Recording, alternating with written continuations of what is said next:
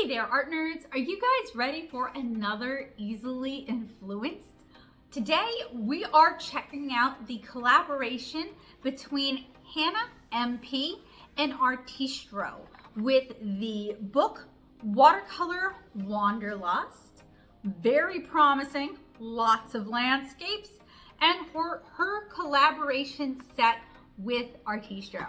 And these are some really unusual watercolors, but if you've been watching the channel for a long time, they might ring familiar. So am I finally going to learn how to paint watercolor landscapes? You're gonna have to watch to find out.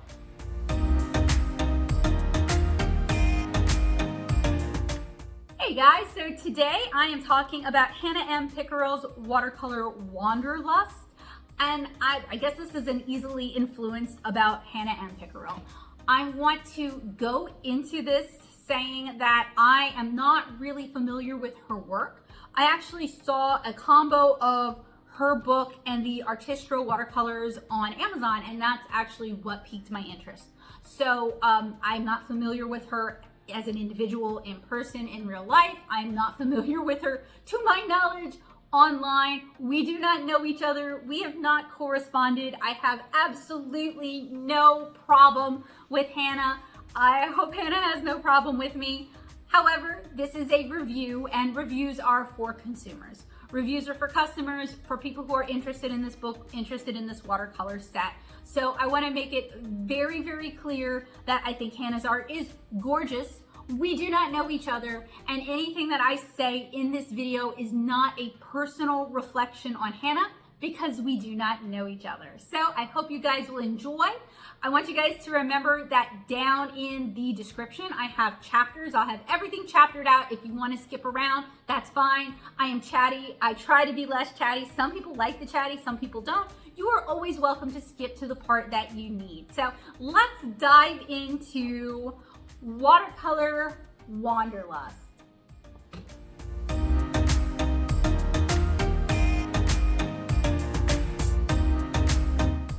We are talking about Hannah M. Pickerel's Watercolor Wanderlust. This is the ultimate guide to painting beautiful landscapes with 20 comprehensive tutorials for mountains, forests, deserts, seascapes, and more. And this promises that we can paint our way around the world in 24 beginner-friendly landscapes. Indulge your wanderlust and create breathtaking watercolor landscapes with ease under Hannah M. Pickerel's expert instruction. Learn all the techniques needed to capture your favorite landscapes on Earth and beyond with clear instructions, step-by-step illustration, and sample swatches to guide your every stroke. Travel through varied climates and compositions as you paint everything from scorching Moroccan sand dunes to snow in the Sierras, the mysteries of a misty forest to the wide open Oregon plains. With Hannah's guidance, you'll find yourself mastering color gradients, atmospheric perspective, and realistic highlights and shadows in paintings like Secrets of Stonehenge, Violet Nephelio Sunset, Autumn Reflections, Great Smoky Mountains, Yellowstone Bison, Motion of the Ocean, El Capitan, Colorful Galaxy. Whether you are a beginner, just picking up your first brush, or a painting enthusiast, this book brims with vibrant inspiration for navigating the wondrous world of watercolor. And Hannah is a professional multidisciplinary artist currently living in Cincinnati, Ohio.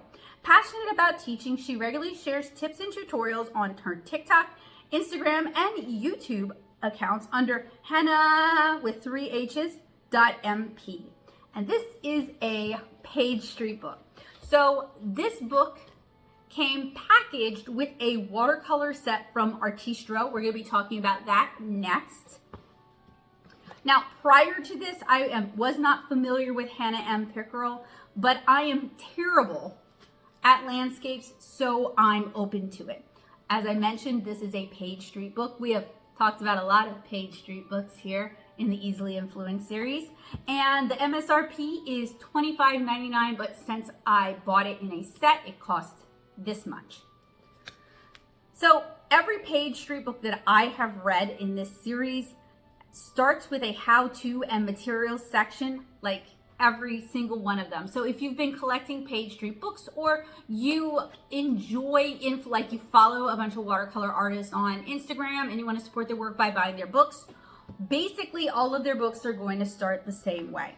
She uses Winsor Newton professional watercolors. She uses Fabriano Artistico and Arches watercolor paper, and she uses Princeton Neptune brushes. And I appreciate that the how-to and materials section wasn't too wordy and has pictures. Now, next is the techniques section. We cover like 6 techniques, and my Page Street problems start becoming really prevalent. There's just not enough how-to photos to demonstrate how to achieve those techniques step by step. Like she has this, and I'll show it right here, this perfect gradient. It is so good. I mean, it is beautiful, but I would not be able to replicate that because there is no explanation how she gets it so smooth. So as with all Page Street watercolor books, the tutorials do not include enough photos to demonstrate the techniques. On page 22, she has this cloudy blue sky that she's painting, and it's gorgeous, but it needs more process photos. There's plenty of room on the page. I want to make it clear here that this is such a problem with Page Street books. At this point, I do not blame the artist for this at all. I blame their layout and editing team. So while I'm harping on this, it's like I'm begging Page Street to do better, to pay their editors more, or hire more editors, or hire better editors, or have somebody pay someone to paint along with the tutorials in their books and point out where we need more photos, where we need more explanation, because this is a common problem with Page Street, to the point where I am so tempted to say, don't buy Page Street books if you're interested in learning. Just buy Page Street books for the pretty pictures. And this book is full of pretty pictures.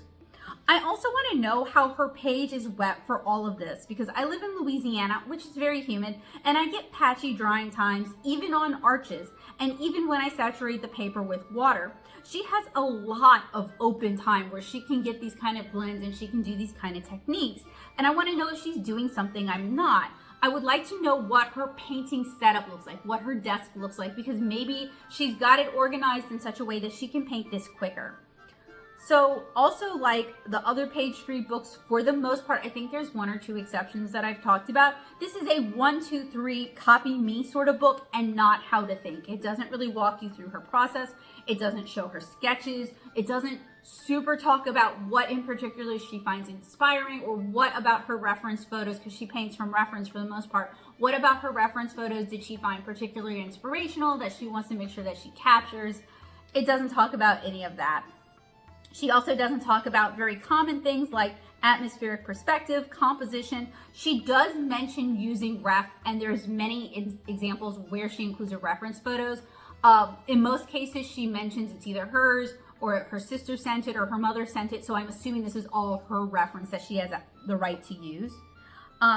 So considering this is referred to as the ultimate guide to painting beautiful landscapes, I do think talking about atmospheric and composition is really important when we're talking about landscapes.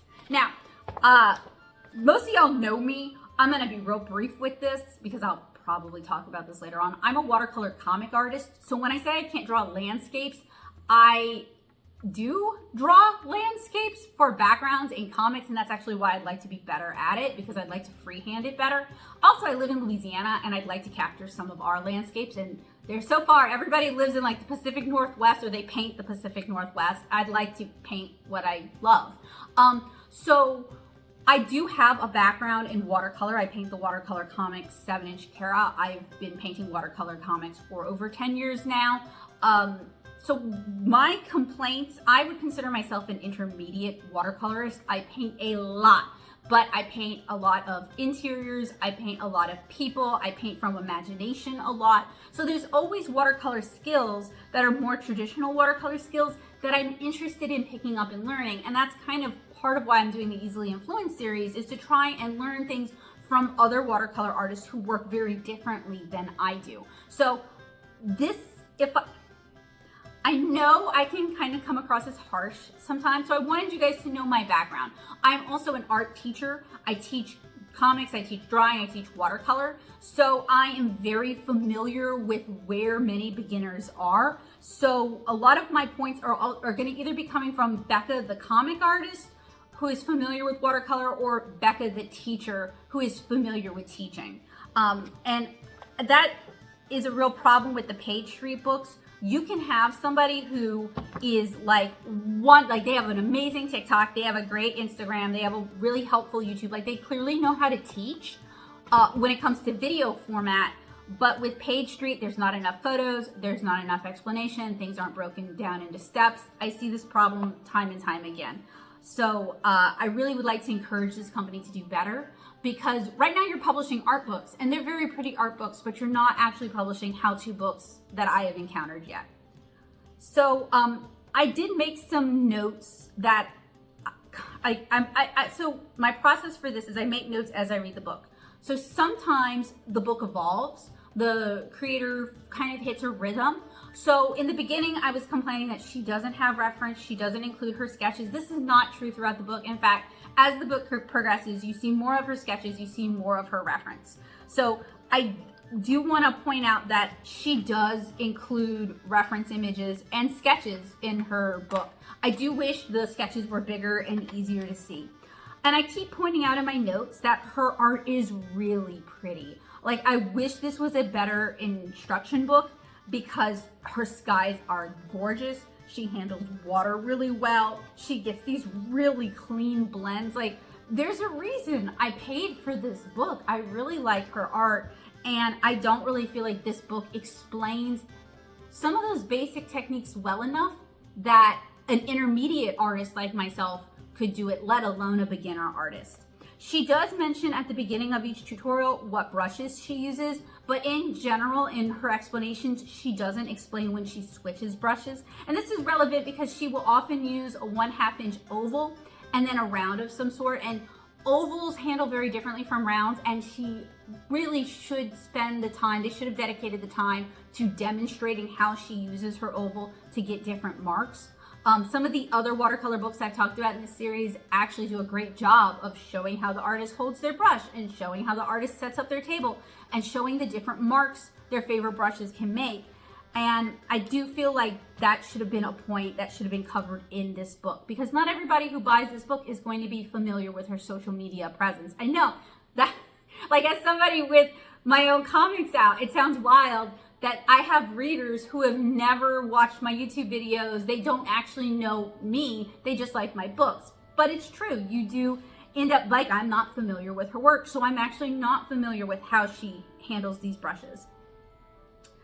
Now, I wrote that I can guess when she's switching between these brushes because I'm fairly experienced, but there's still a lot of areas where it would have really been nice if she had been more explicit about when she's switching brushes.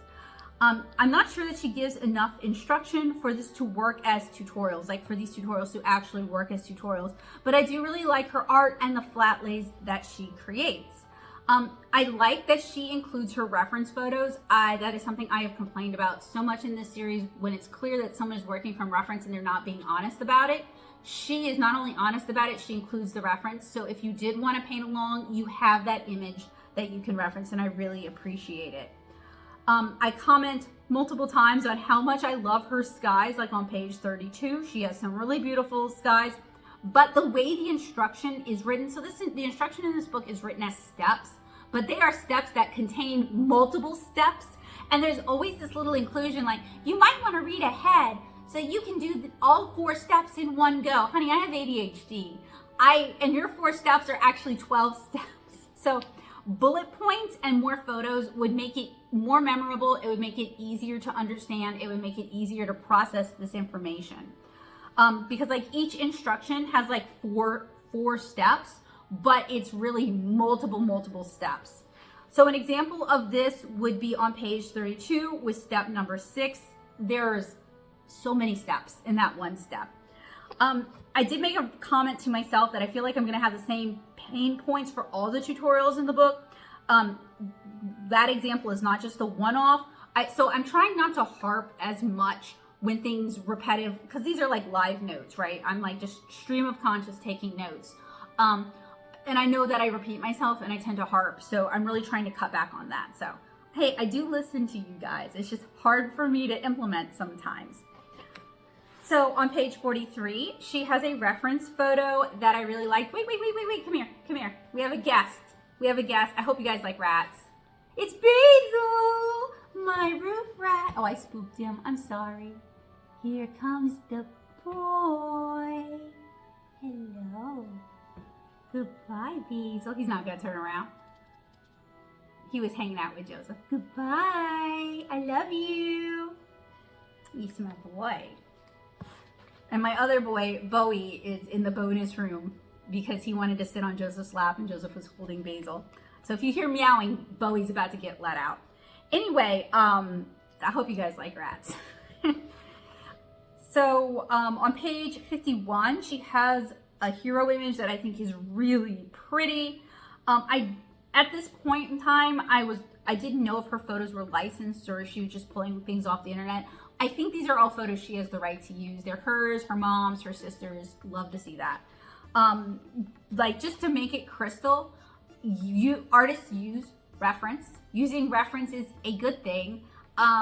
When you replicate an image exactly and it's not your image and you don't have the rights to it, that starts to be a problem. So a lot of us will pull like 6 or 7 reference images and take little bits and make things up and add things on. It's just to know what that thing looks like. If you're directly copying a reference image and you're going to share it online, please give either credit to the original photographer. But if you're the photographer or you have the rights to that image or the person who took the photos, like, yeah, go ahead.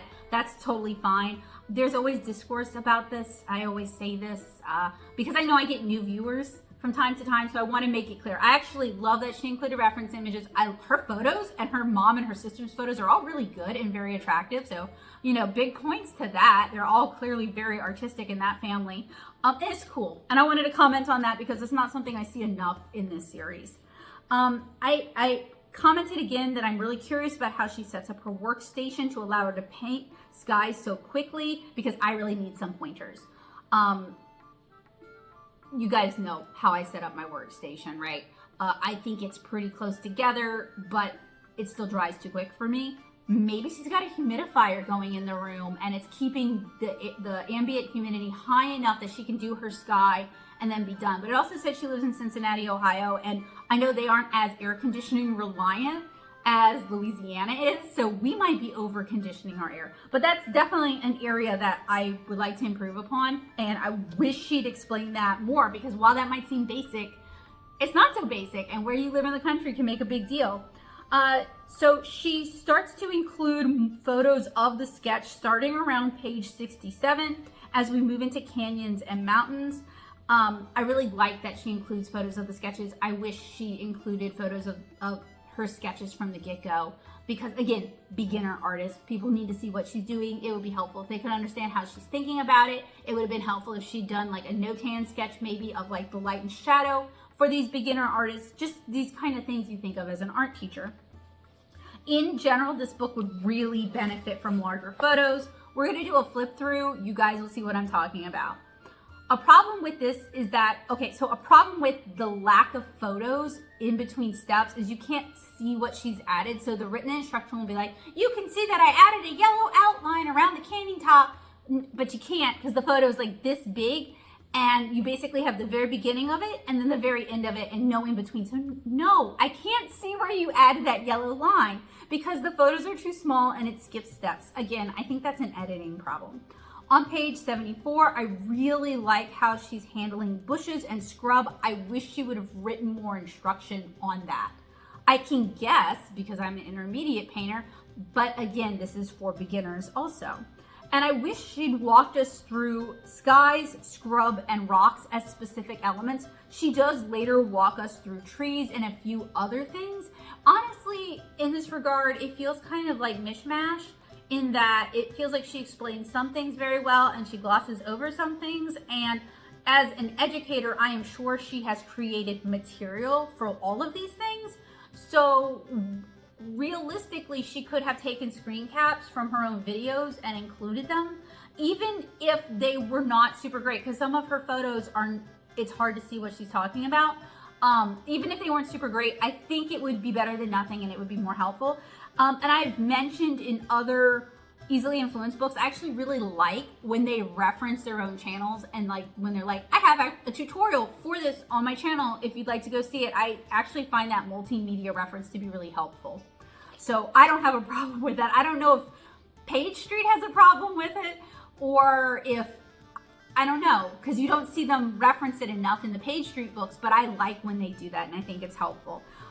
So if you have this book or any other Page Street watercolor books like Mako's No Fail Watercolor, would you comment down below if you like them for instruction, if you learn new techniques, or if you found them confusing? Like, would you comment your experiences with this particular publisher and how you feel about them?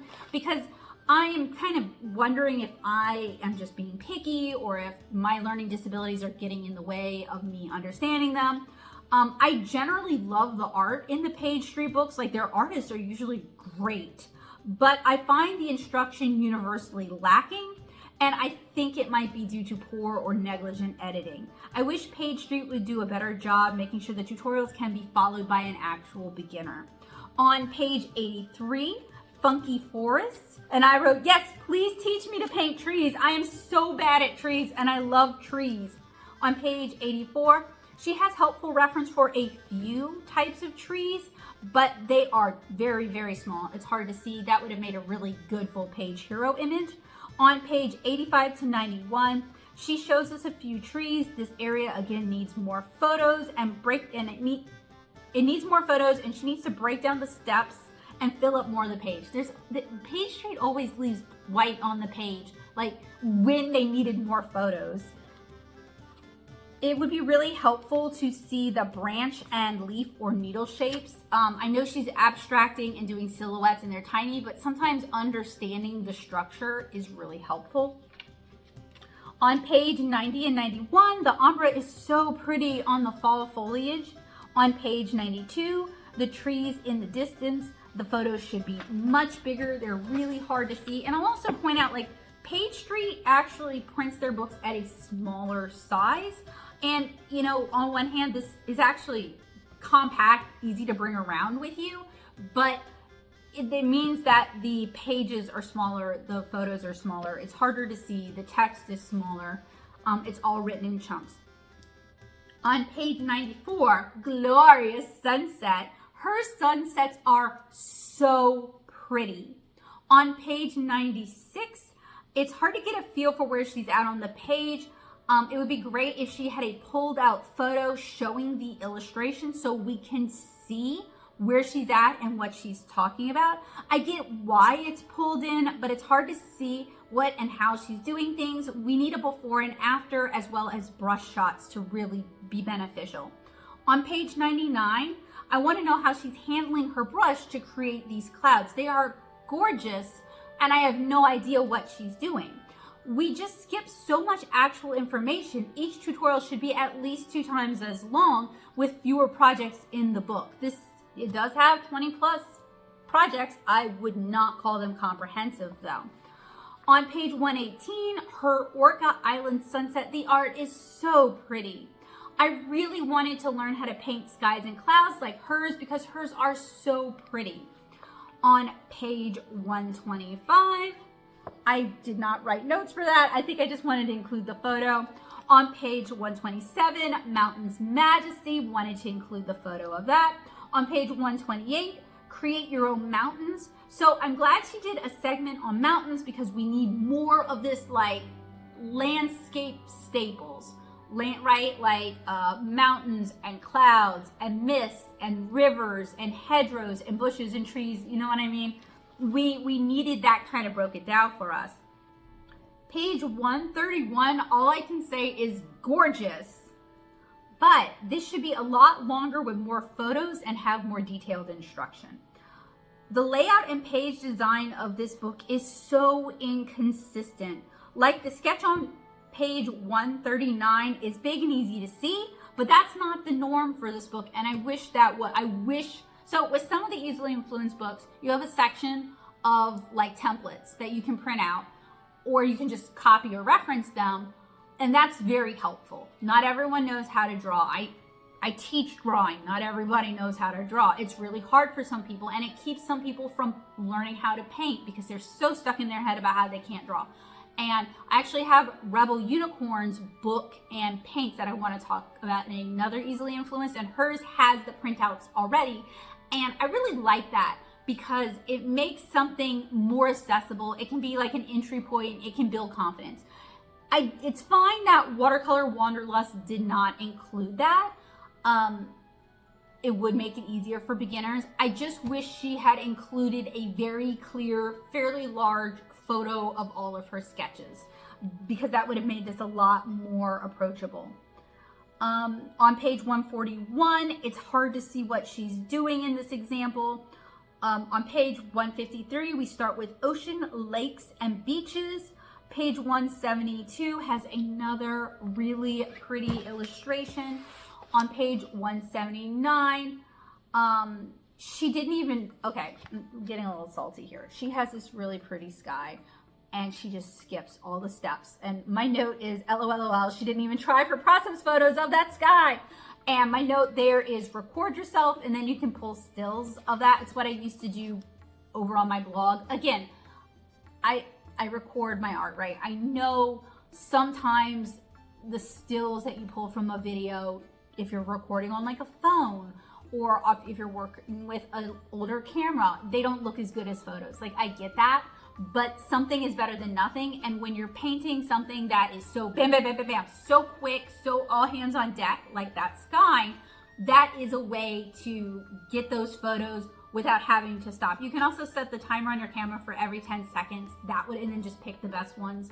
That would have been helpful too. I'm sure she knows this. For all I know, she submitted a bunch of process photos, and they're like, oh, people don't need those. But as someone who purchased the book and would like to paint skies like her and does have watercolor experience, it's very frustrating. And I wish Page Street would do better with that.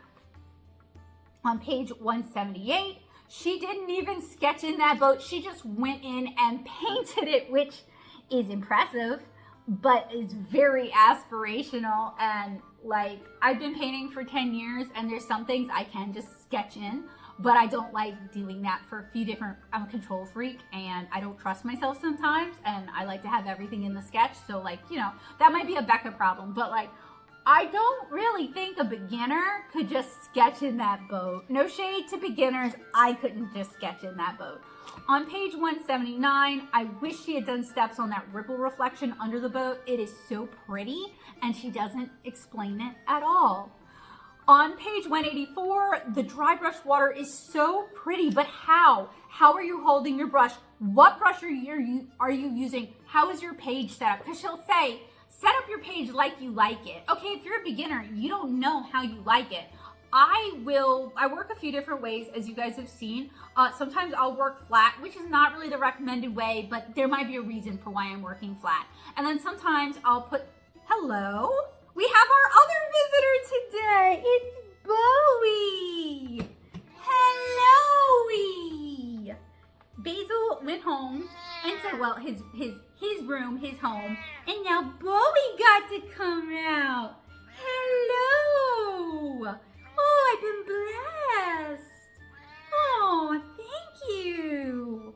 Oh, yes. I'm so glad both my boys got to make an appearance. Aw.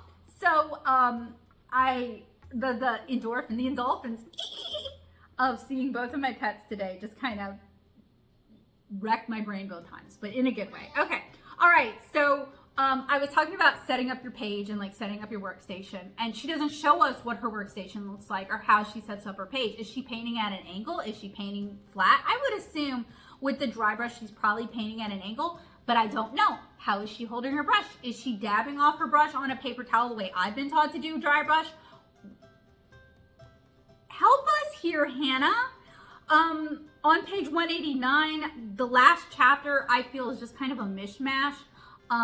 Cute ideas, but they don't fit the landscape theme. You get Stonehenge, you get an airplane wing, you get a colorful galaxy, you get Mr. Moon. And the way she handled the galaxy, on page 204 is it's so pretty. And she uses pretty techniques, but it's not explained well enough for us to replicate.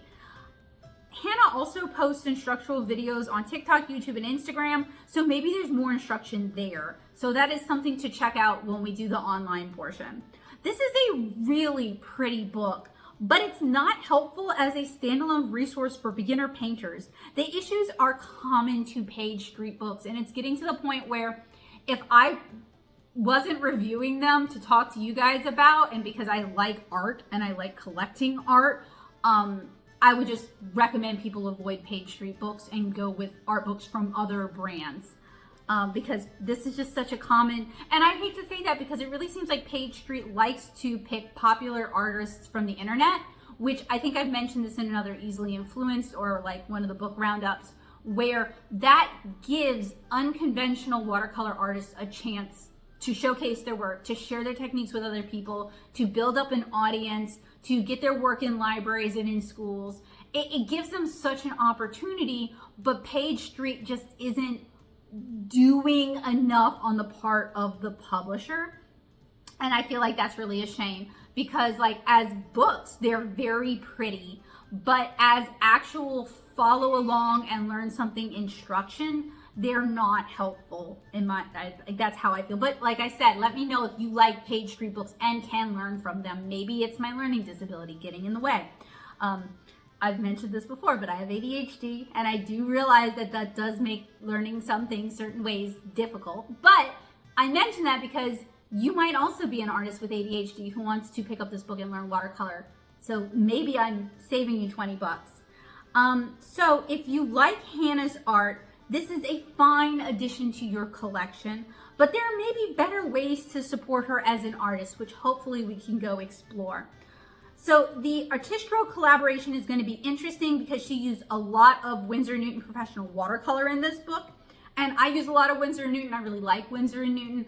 It has like a cleaner, finer granulation than some brands. So it's really good for these kind of really clean ombres, these kind of really pretty pastel skies and gradients. It's really good for that. So it's going to be interesting to see how the Artistro paints compare. I have not used those.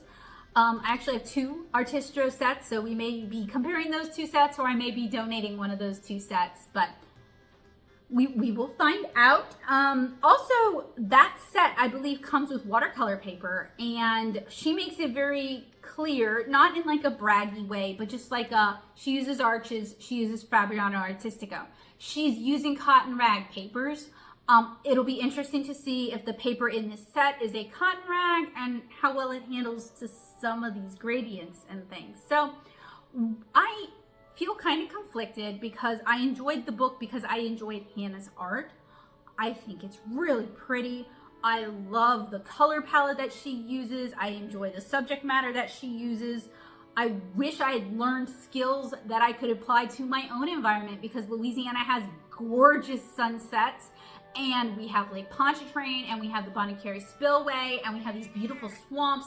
And I wish I had like learned skills that I could tweak just a little bit to apply to my own environment, and I didn't. And I keep buying these landscape books because I live in a beautiful place and I want to paint this beautiful place. And I keep feeling, for the most part, let down because the landscape books are not teaching me the basic skills that I need to paint landscapes. So, and you guys who've watched the channel for a while, y'all know this is like an area I struggle with. I'm aware of that. Maybe I will never be good at landscapes, and that's okay. I can spend my whole career practicing them and learning new things, and I can accept that this is never going to be an area that I'm going to be great at. But as a comic artist, I think being able to paint good landscapes is important. And while I think the backgrounds in 7-inch Cara are very passable for a watercolor comic, sometimes okay, so with 7-inch Cara, it's about a 7-inch tall little girl, and it takes place mostly in the backyard of a human teenager, Naomi, and there's like just certain concepts about nature and enjoying the moment and like experiencing like a Louisiana sunset or a Louisiana summer afternoon that I want to paint. And I feel like just an uninflected landscape might be the best way to do it. So that's kind of why I'm like trying to pick up these skills. And it's also why I'm kind of frustrated, because while I don't expect them to show me one-to-one how to paint my state, I'm not learning the basic techniques either, and that's pretty frustrating. So I enjoyed the book because the book is beautiful, as you guys will see when we do the flip through, but I don't enjoy it as a tutorial book because I just feel like it doesn't teach well enough, and that's kind of a shame. So beautiful book, lackluster instruction. So let's head on over to the desktop and check out Hannah M. Pickerel online. So in a previous video, somebody left a snarky comment asking what I'm wearing. And I am wearing Morning Witch today. This is her magnolia, or their magnolia tunic.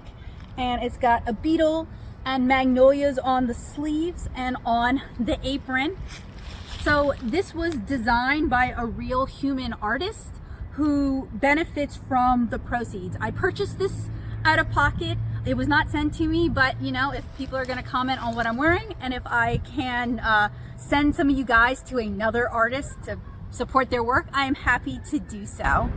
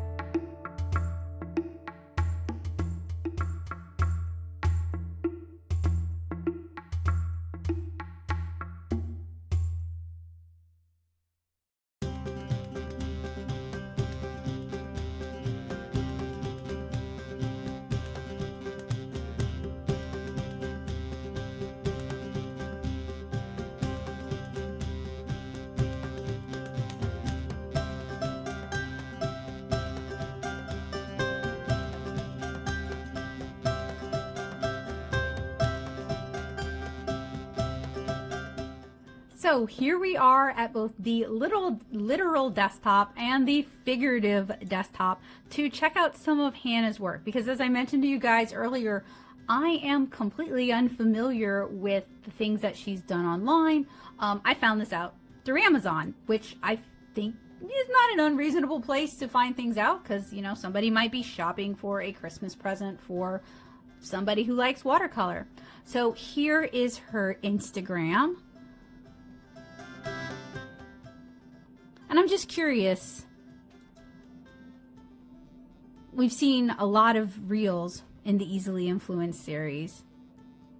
Okay, so it's mostly just demonstrating a few different steps. And you could definitely learn from this if you're looking to pick up a few new techniques, but it's definitely not intended to be like a start to finish walkthrough.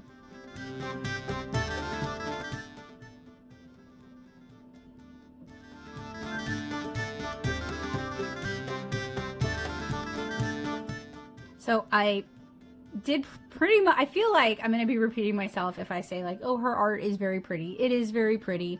A lot of studies. I can see some gouache coming into play, a lot of nature, some animals coming in, but it is a lot of landscapes for the most part, with a few additional things like bookmarks thrown in there. And then here is the book.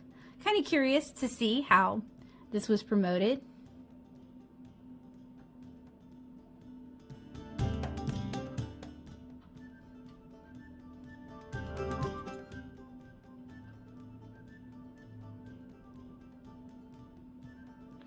I guess this one was not included.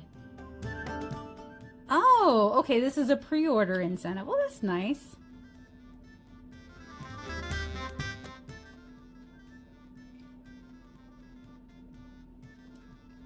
So my husband, who was kind of listening, we have an open concept house and he works from home, and he heard me complaining a lot about there not being enough step-by-step instruction. And he told me that I should remind you guys that if you sign up for my mailing list, you get access to my Manga Madness class over on Notion, which is just a bunch of video tutorials, a bunch of presentations that I've taught over the years, all collected and curated and annotated and hopefully easy to understand, and it's totally free if you just sign up for my mailing list. And I will have a link down in the description for you guys, and I will also put it on the screen for you guys if you guys are interested. It's totally free. And he just thought I should mention it, and I agree with him. Like, you know, gotta promote the things that we do, right? So I clicked this because she mentioned having a YouTube channel. I was hoping that it would be a link to her YouTube channel. It looks like I'm going to have to type it in, but that is okay. Instagram doesn't like outside links, so I understand that. YouTube.com/Hannah Art and Prints. Okay, that actually did not work, so I'm gonna have to try that a different way. That is fine. I realized I didn't actually check out how many followers she has on Instagram, so this gives me a chance to do that. Okay, so she has 592 posts, 69,700 followers, and she's following 365 people, so one for every day of the year. Here is her link tree. So she also has an Etsy shop, and this is the palette we're actually going to be taking a look at today. So it seems like she's got a partnership with them. We are going to go ahead and go to her YouTube next. So over on YouTube, she is Hannah Art and Prints. I must have typed it in wrong. She has 16.8K, so 16,800 followers. She has her link tree like right up there at the top, which is smart and puts everything very handy.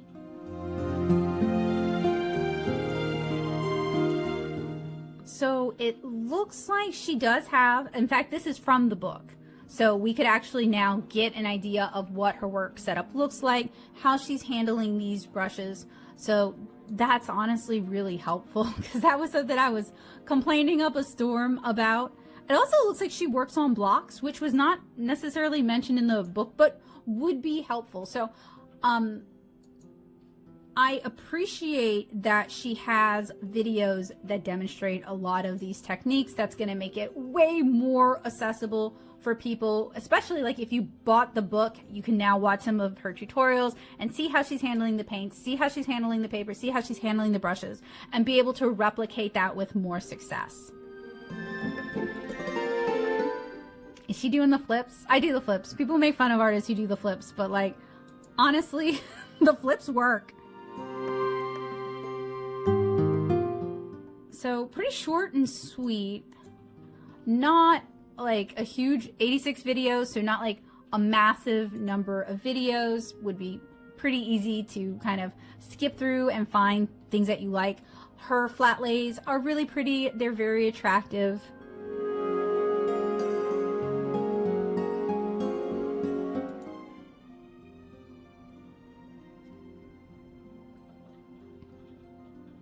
She also has a Patreon, and then she has a commission request. I'm always nosy about these kinds of things. I like to see how other artists are doing things, how they're making their money, where they're putting themselves out there.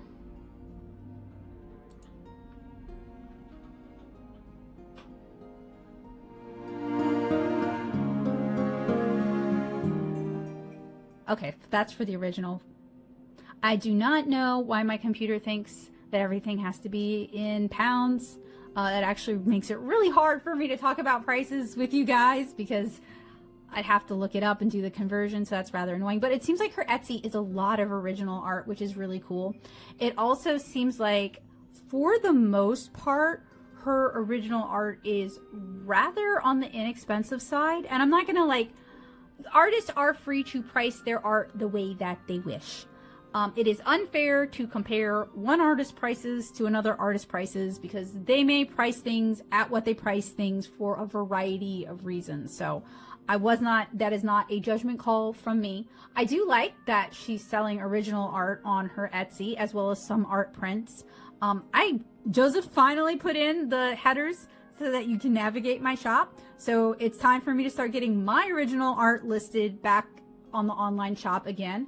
So, you know, I like seeing other artists selling original art and what they're selling it for and how they're presenting it.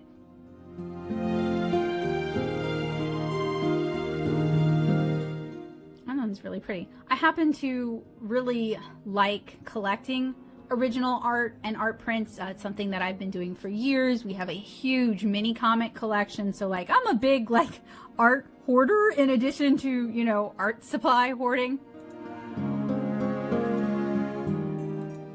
So that's cool. Okay, so one of the things about the Easily Influenced series is often, are there other ways that you could support this artist that you like, that you could own some of their work, that you could encourage them to keep making things? Are there other ways that you can do that without necessarily, if the art supplies aren't very good, which we don't know yet, without necessarily buying the art supplies, if the book isn't very good, without necessarily buying the book? Hannah has a lot of beautiful and very affordable original art on her Etsy.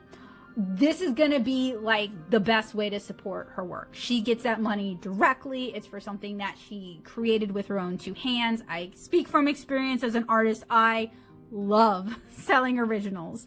It just makes me so happy.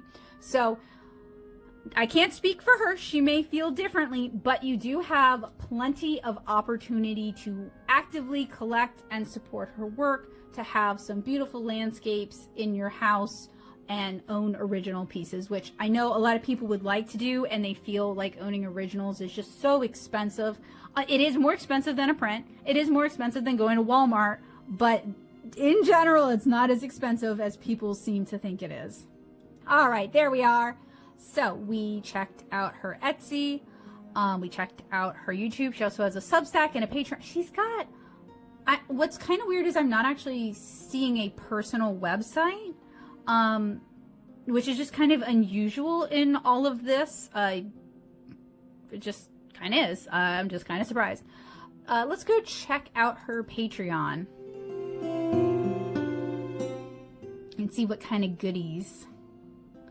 Okay, so at the lowest tier, at $3.50 a month, which is very reasonable, you get a full-length tutorial every month. For $10 a month, you get a tutorial, and then she ships out an art print, and then at $25 a month, which is a limited tier, you receive a tutorial, an art print, and a bookmark. So she is making a lot of art during the month and shipping out a lot of art during the month. So what I'm really kind of curious about is whether this is just going to go straight to Amazon, or if it looks like it's going to Amazon. Okay, so it's just a link to the collaboration, which we were going to talk about this anyway. You can see I bought this almost a year ago. I'm trying so hard to work through my backlog and to get this stuff out to you guys. I've been recording classes that are pretty time intensive. I'm really proud of them, but I've been busy, so, you know, working on things. So this is the set we're going to be talking about today. This could be a perfect segue. This is, they call it the limited edition set with 24 colors in a bamboo wooden box, 2 brushes, watercolor paper, mixing tray, watercolor set for professionals, made by professionals. If you guys are new here, any claims a company makes about their product is a claim I'm going to hold against them later. Oh, we never checked out her TikTok, so we do need to, because that's what that's what this company seems to care about, is her TikTok. Totally slipped my mind. I've gotten so used to it being Instagram.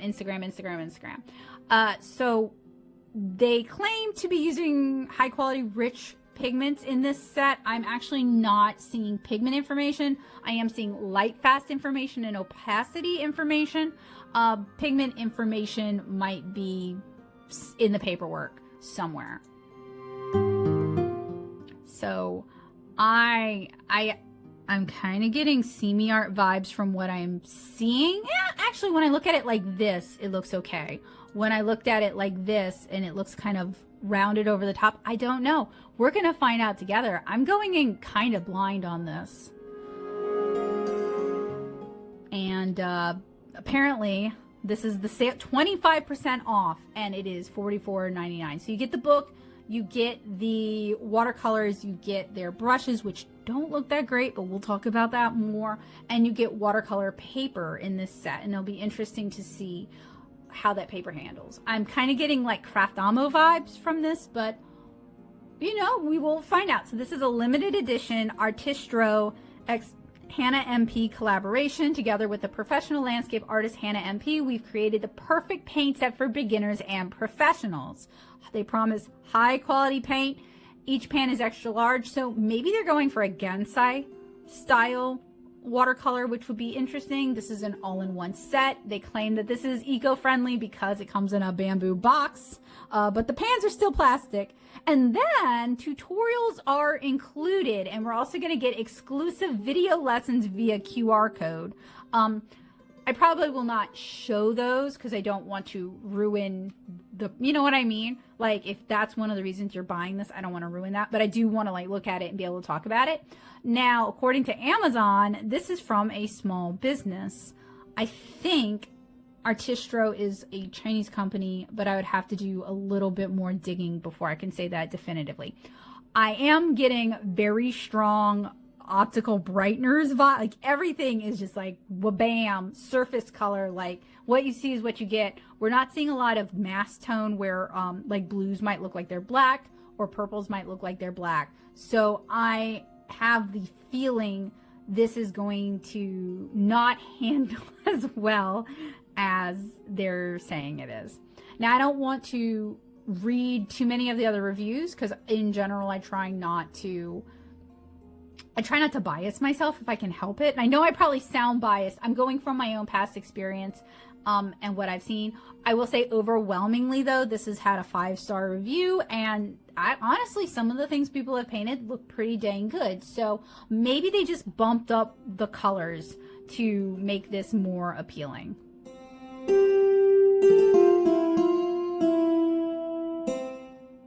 And then this is the Artistro shop. So you can see they make a lot of things. They probably white label a lot of things. They've got the acrylic markers that we've talked about. They've got, quit scrolling there, for a lot of acrylic markers, like so many, and some oil-based paint pens in there too. A lot, like so many acrylic markers. And then they have this cute little paint set that kind of looks like the Montmartre watercolors. Kind of looks like Montmartre watercolors. So I don't have, this is the set we're talking about today. I don't have like, we'll see, okay? Like seeing what that person painted, I'm excited about that. And then also I have this set too, which I thought for a minute this set and this set were the same thing. They're not the same thing. So this will be in its own video. I hope you guys will look forward to that. I have that. That definitely looks like Gensai style watercolors, which in general I really love. But you can see they've got the white label, looks like a lot of Seamiart stuff, looks like some grabby stuff. They white label a lot of stuff here. I am just such a curious person. I am actually going to check out her Substack. I don't actually know too many artists who do Substack. I know people who do Patreon. I know people who have significant problems with Substack because of some of the other people that are platformed on Substack. So I don't really know of a lot of artists who use Substack, and I don't use Substack. Wow. Can I say that word? How many times can I say that word? It seems like it's used as a journal, which is cool. Gosh, do I miss art blogs.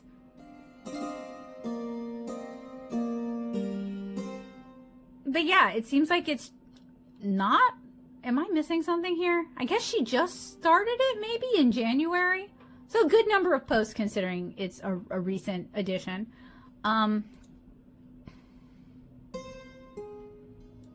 Cool. Anyway, this is Hannah's Substack. So while I have the desktop view up, I figured we might as well quickly look at Artistro through there. So we checked out their Amazon. Let's check them out on their website. And I already don't love the like selling out fast. I don't like implied scarcity. I don't like when companies imply that something is like much nicer than it is. So I'm already getting like grabby vibes, Seamiart vibes, what's it called? Artisa vibes, like that level of quality where they're buying from different Chinese manufacturers. Some products may be better than others. It's really hard to tell. So it's not like you're getting like a standard of quality. Like if you were buying from Winsor & Newton, historically, their professional line stuff is all a certain quality that you can trust.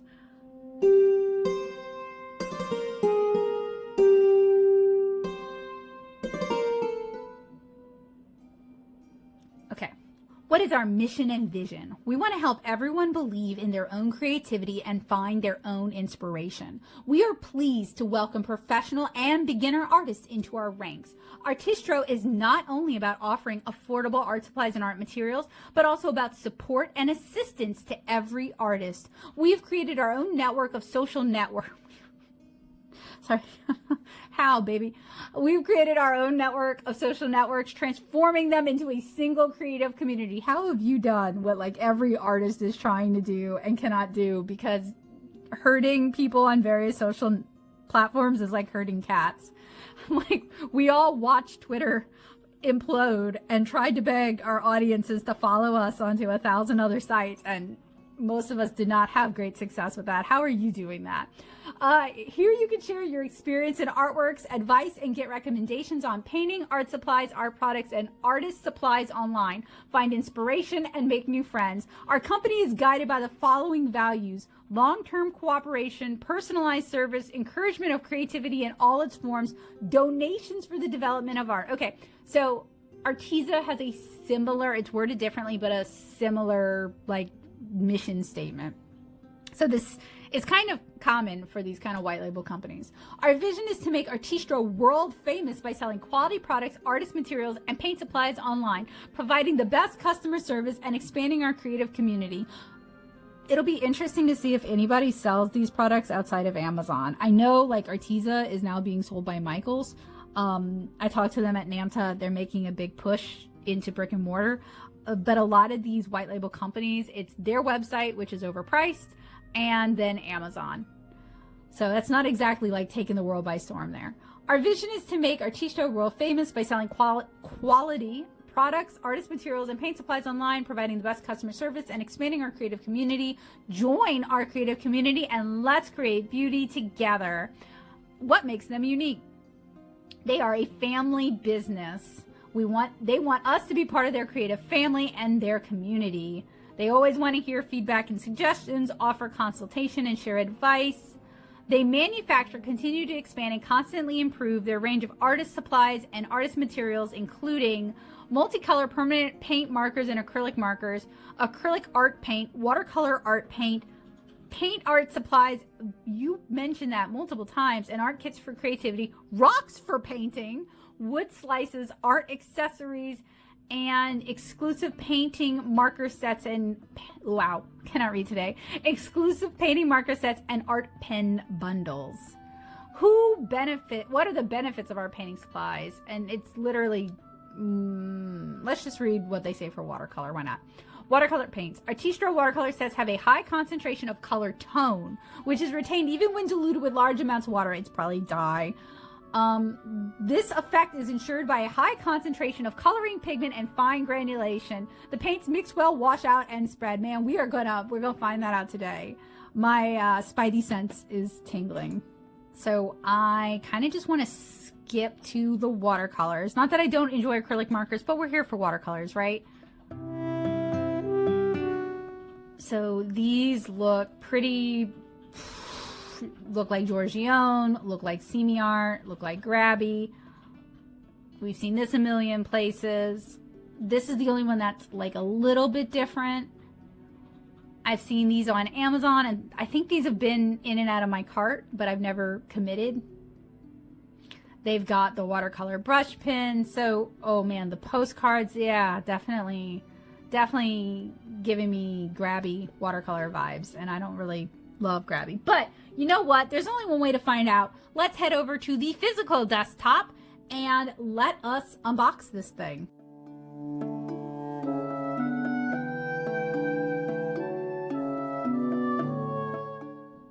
First things first, I have to comment on how pretty this box is. Her art really, really, really is pretty. Like, her colors are so good. Her gradients are so good. I really wish I'd learned from the book. So this is the back. We have an introduction to her. We still never checked out her TikTok. Maybe I'll do that using a screen recording. And that way it'll be like the correct format and all that. We have our watercolor palette, but no pigment information. And then we have what's in the set. So we are going to start with, we're doing a lot of reading today. Hi there, my name is Hannah and I'm a professional landscape artist. I had a blast working with Artistro to create my dream watercolor set. We handpicked 24 vibrant and mixable colors, created 2 custom watercolor brushes, and included a pad of luxury. I'm gonna have to be mean, and I don't want to have to be mean. Please keep in mind, we don't know each other. It's my job to review art supplies. I'm just doing my job, y'all. But I can already tell we're gonna have some problems. We handpicked 24 vibrant and mixable colors, created 2 custom watercolor brushes, and included a pad of luxurious watercolor paper, so you have everything you need to succeed. Sidebar, I do like kits, so if this is any good, I will like it, and I will probably tell people to get it because I like kits, because I know a lot of people who want to give art supplies and get somebody into a new art medium and they already have everything they need, you know? So like, I'm a big believer in giving people everything they need to get started. I'm so excited to share this project with you, and I hope you fall in love with the watercolors as much as I have. If you'd like to check out my art, you can find me on Instagram and TikTok at hannah.mp. I think hannah.mp is probably more accurate. All right, so this is a unique watercolor palette. We have our light fast rating with 4 little suns being extra strong. We have our coverage with a black circle being opaque and a white circle being transparent. The colors in this set are titanium white, cadmium red, alizarin crimson, burnt sienna, cadmium orange, yellow ochre, cadmium yellow, lemon yellow, sap green, olive green, hooker's green, aqua green, turquoise, phthalo blue, ultramarine blue, indigo, ultramarine violet, quinacridone magenta. I was doing so well. Quinacridone magenta, manganese violet, which is a good color, burnt umber, Van Dyke brown, Payne's gray, and lamp black. So theoretically, this is a color palette I love. If these paints are any good, this is a color selection I am already on board with. So I should be, except for white, I use I use white gouache. I should be an easy sell. So in this set, we get 2 brushes, we get a pad of watercolor paper, we get a swatch sheet, we get 24 unique colors, and we get a mixing tray. And I really love their use of her art on the cover. This was a 2-piece set, the book and the kit here. On the bottom, there is a choking hazard. Let me fix that. Small parts not intended for children under 3 years of age or individuals who have a tendency to place inedible objects in their mouths. Fair. It's for ages 3 and up. And it conforms to ASTM D4236. Word marks and logos are registered trademarks owned by ZZ Top LLC. ZZ Top, are we real? ZZ Top, the band? No, I know better than that, but really? Little on the nose. Made in the People's Republic of China in Tianjin, China. And you can email them at artistro.company. And am I missing anything else? Oh, look. Okay, here's their socials. You know that that community of socials that they're building. Okay, box is really pretty. I want to find a way to open it without ruining it. If you are interested in what I have to say about another landscape painting book, I reviewed Colby Bloom's Watercolor Wilderness, and I talked about her Craftamo collaboration. So, you know, kind of similar note. Okay, what's going on here? It is a nice box. Oh, yes. It is a heavy box, too. Okay, so we have our watercolor paper. It just says watercolor paper, 10 pieces, 300 GM, 140 pounds, 8.2 by 8.2. I would bet money that this is not cotton rag. And that's relevant because what she uses in the book that came with this set is Arches, which is cotton rag, and Fabriano Artistico, which is cotton rag. So I'm betting this is cellulose, but we will find out. And then we have the actual box. It has 2 little clips. I am a sucker for a wooden box. My dad got me the Prismacolor anniversary set when I turned 19, and it comes in a big wooden box. This is like almost 20 years ago. This birthday it will be 20 years ago. And I love that. I still have it, actually. Part of it is I kept it because my father passed away, but it's also really nice and it smells really good. And it's just a sweet memory of my dad supporting. He was always kind of supportive of my artistic. He bought me so many tablets because I was so hard on tablets. So anyway, good memories about wooden boxes. I will say though, when I'm talking to parents about art kits for their kids for Christmas, I usually advise against wooden box stuff unless it's from like Faber-Castell or a brand you really recognize, like an artist brand you recognize, because usually they spend more on the wooden box than they do on the supplies inside. So let us see if that is the case today.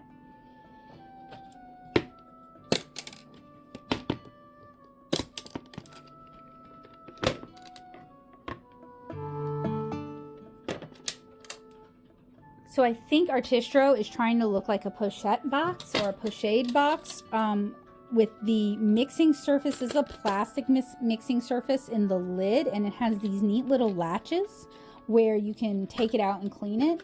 I kind of like that, actually. It's kind of neat.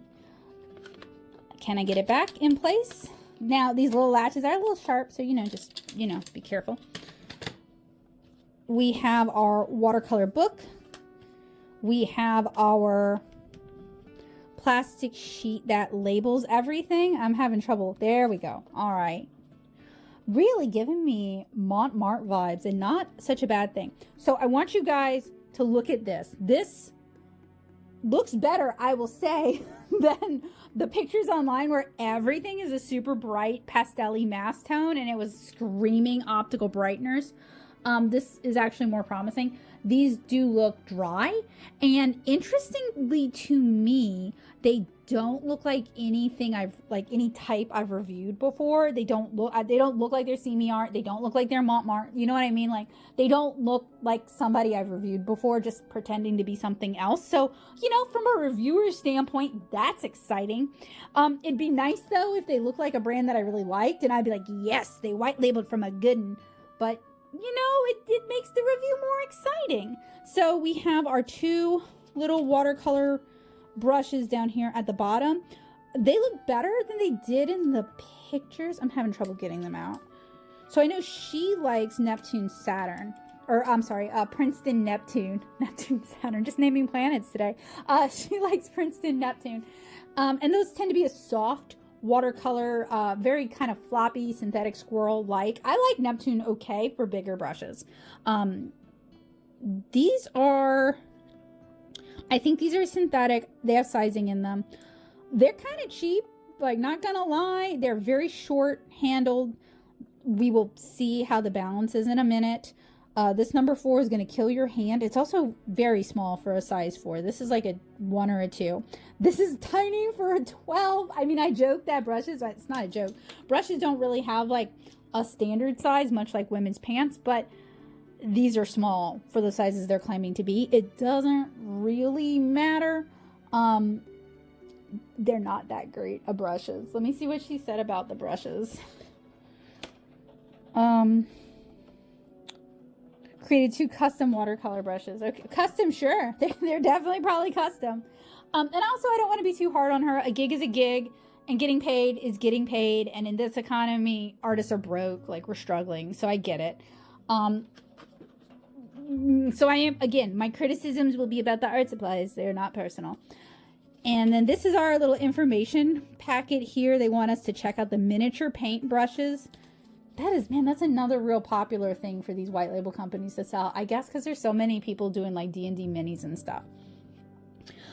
Artistro is dedicated to helping creators reach their full potential. Together with the artists, we have created a high quality watercolor paint set. Sometimes that blank page can be intimidating. If you need some watercolor inspiration or guidance, scan the QR code to check out some exclusive tutorials Hannah created to help you along your watercolor journey. What I kind of don't love about that is you basically got to do it on your phone. I wish they'd included a QR code also. Some of us really just want to sit at a computer and do it, or watch it on TV. So they promised earlier that they were going to teach us some techniques. I would say this is like a hint of techniques and not actually a demonstration of how to accomplish these techniques. The paper's nice. It's like one of those plastic papers, and the printing on it's great. But like, that's not helpful. I will check out her QR code tutorials a little bit later on. Probably like when I check out her TikTok.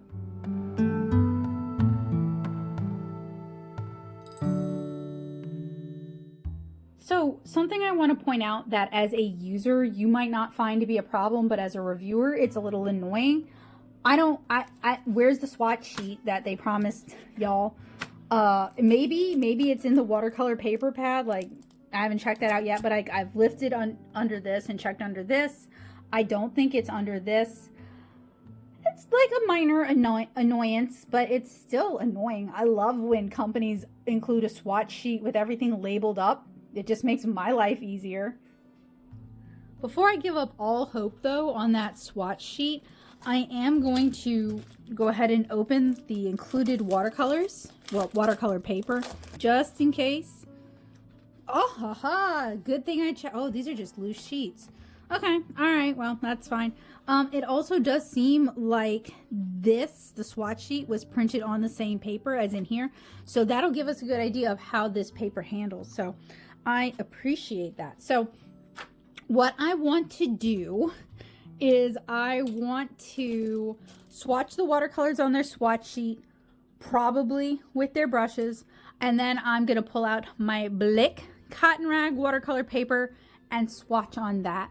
Do some color mixing, do a mud test, and just kind of see how I feel about these watercolors. If I like them, maybe I'll try doing a landscape inspired bookmark. If I don't like them, we can discuss the pros and the cons.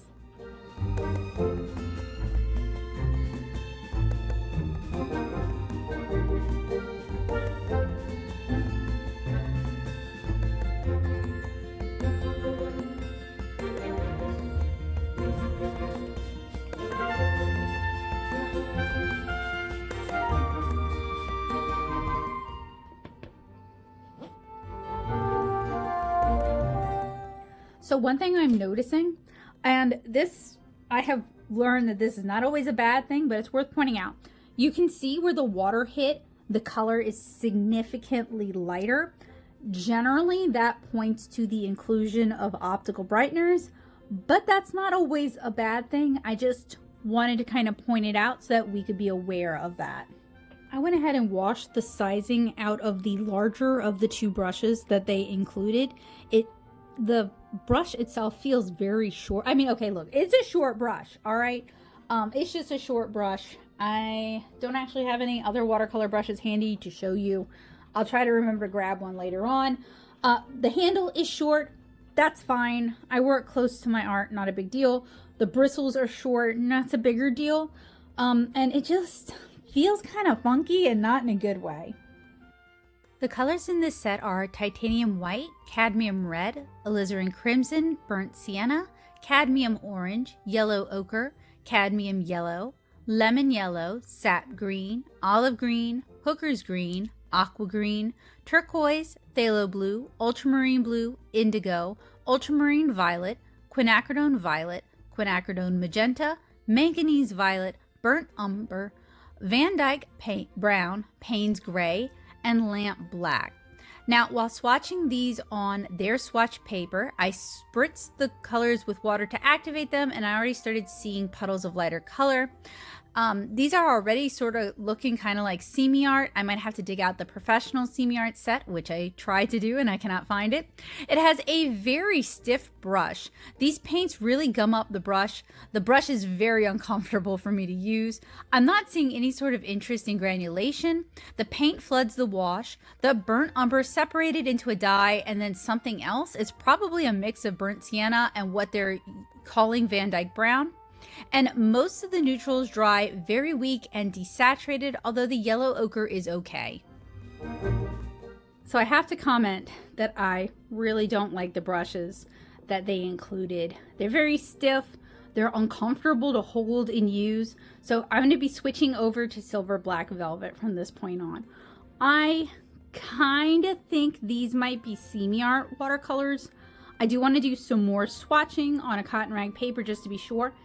If I'm still getting Seamiart vibes, I might pull out my nicest professional Seamiart set and do some head-to-head swatches so we can see for ourselves.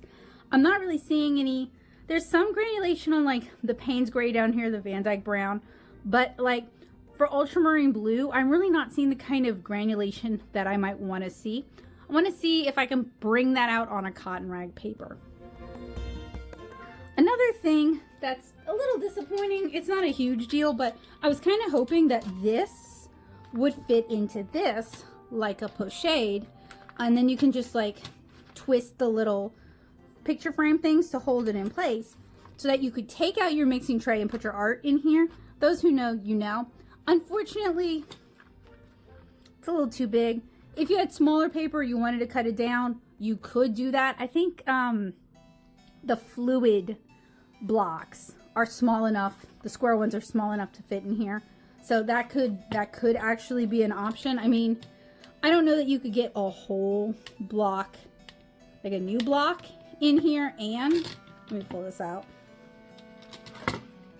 You might and be able to like latch it, but I kind of like the box design. I will give them that.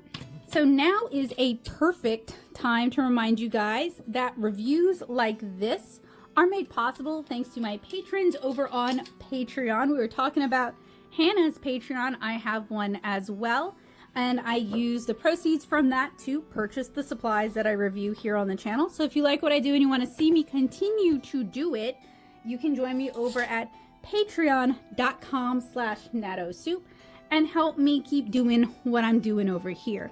If you join me on Patreon, you get early access to reviews and tutorials. You also get access to the materials that I make for my in-person classes, whether it's handouts or presentations. So if you love affordable, accessible art education for all, and you want to help finance that, you can join me at patreon.com/nattosoup. All right, so I have drawn some lines so that we can test opacity. I did that on the swatch sheet as well.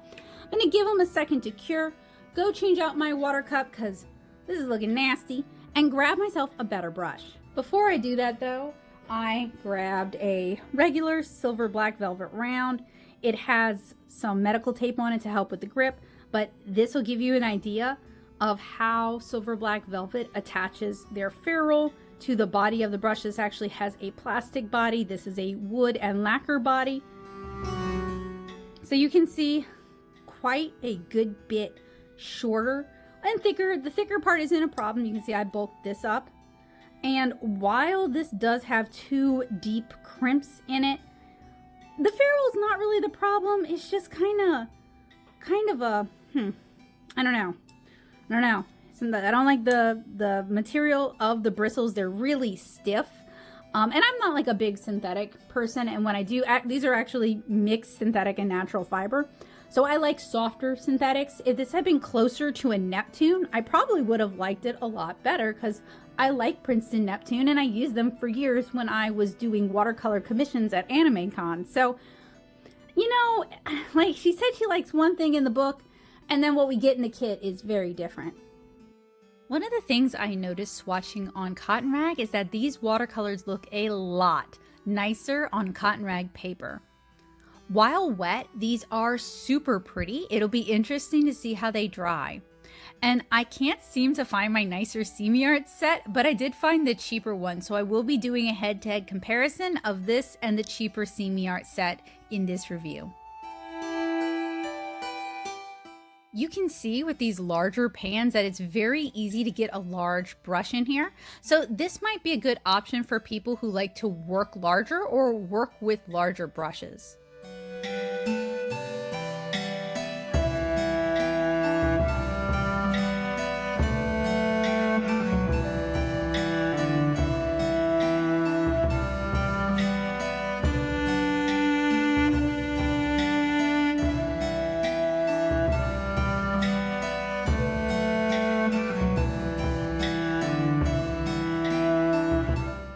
I feel like these swatch out a lot better on a cotton rag than they did on the cellulose that they included in the kit.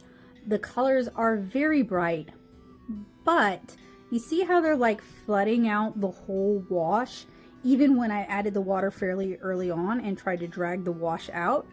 That's not a good sign.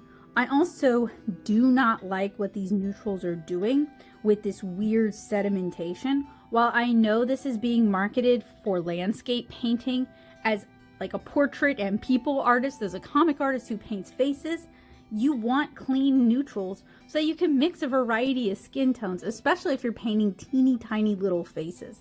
This set is really reminding me of Seamiart watercolors, particularly the professional set I reviewed a while back. I have been through all of my palettes and I can't find it. I'm sure it's somewhere. I'm sure it's squirreled away somewhere. I can't find it, but I do have the less expensive Seamiart set. So what I may do is I may try to select likely colors and do a comparison swatch rather than swatching like 48 colors for you guys. That's a little excessive. And I'll also link the Seamiart professional set. It's really not that different in case you guys are curious. Now, this is not surprising. When we went to the Artistro site, I saw a lot of palettes that look like Seamiart. So this is possibly just Seamiart in a different presentation. So next, I want to do some color mixing. I've run out of room over here, so I'm gonna have to grab another watercolor block. Actually, scratch that. I think instead I'm going to use their watercolor paper since this is a kit. But since I dislike their brush so much, I will go ahead and use my brush instead. So for color mixing, we're going to be doing 2 types today. We're going to be doing atomic and we're going to be doing optical. This is, if you hang out here, you know where I'm going with this. So optical is basically glazing. We're going to do stripes of primary colors, let that dry fully, and then go in the other direction and see if we get some secondary colors. Atomic is where we take 2 colors, mash them together in the mixing tray, which is right here, and then put the resulting mix on the paper and we should have a secondary color. Color mixing is, come on y'all, that's like so much of what we do with watercolor, right? So this is going to be hugely informative.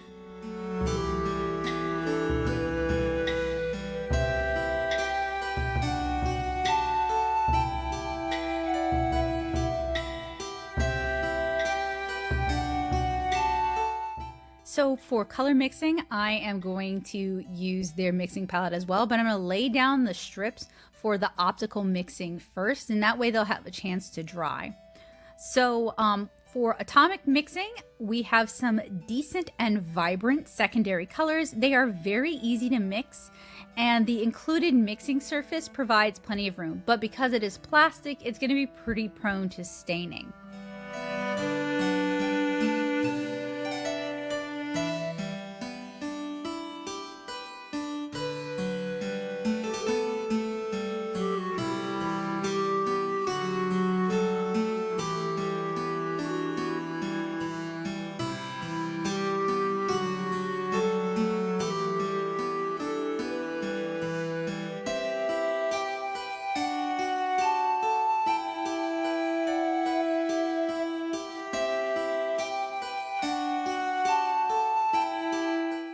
For optical mixing, layering feels a little bit muddy, but that could be a cellulose issue and not a paint issue.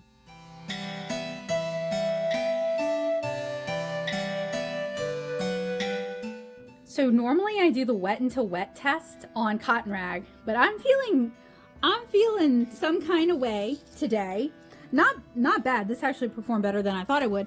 I want to see how these handle on their cellulose for the wet into wet test. And then I'm leaning towards doing a bookmark on cotton rag of a cypress tree in a swamp at sunset, just kind of inspired by her landscapes, but like landscapes down here look very different. So, you know, kind of depending on what we see with the wet into wet test, I may decide to do that, or we may wrap it up. It really depends. On this paper with a lot of water, some of the colors go lovely and misty, possibly perfect for sunsets. We'll have to see how it dries. I'm already seeing some scaling with some of the dry areas. And as it dried, I noticed some harsh scaling areas, but the colors stay really nice and saturated when dry.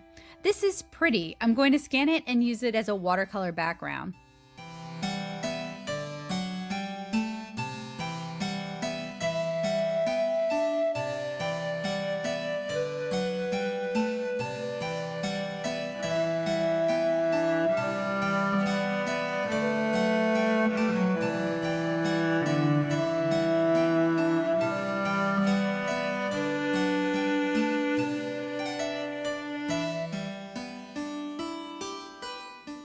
So my wet into wet test is not fully dry, but it's dry enough. I'm gonna move it.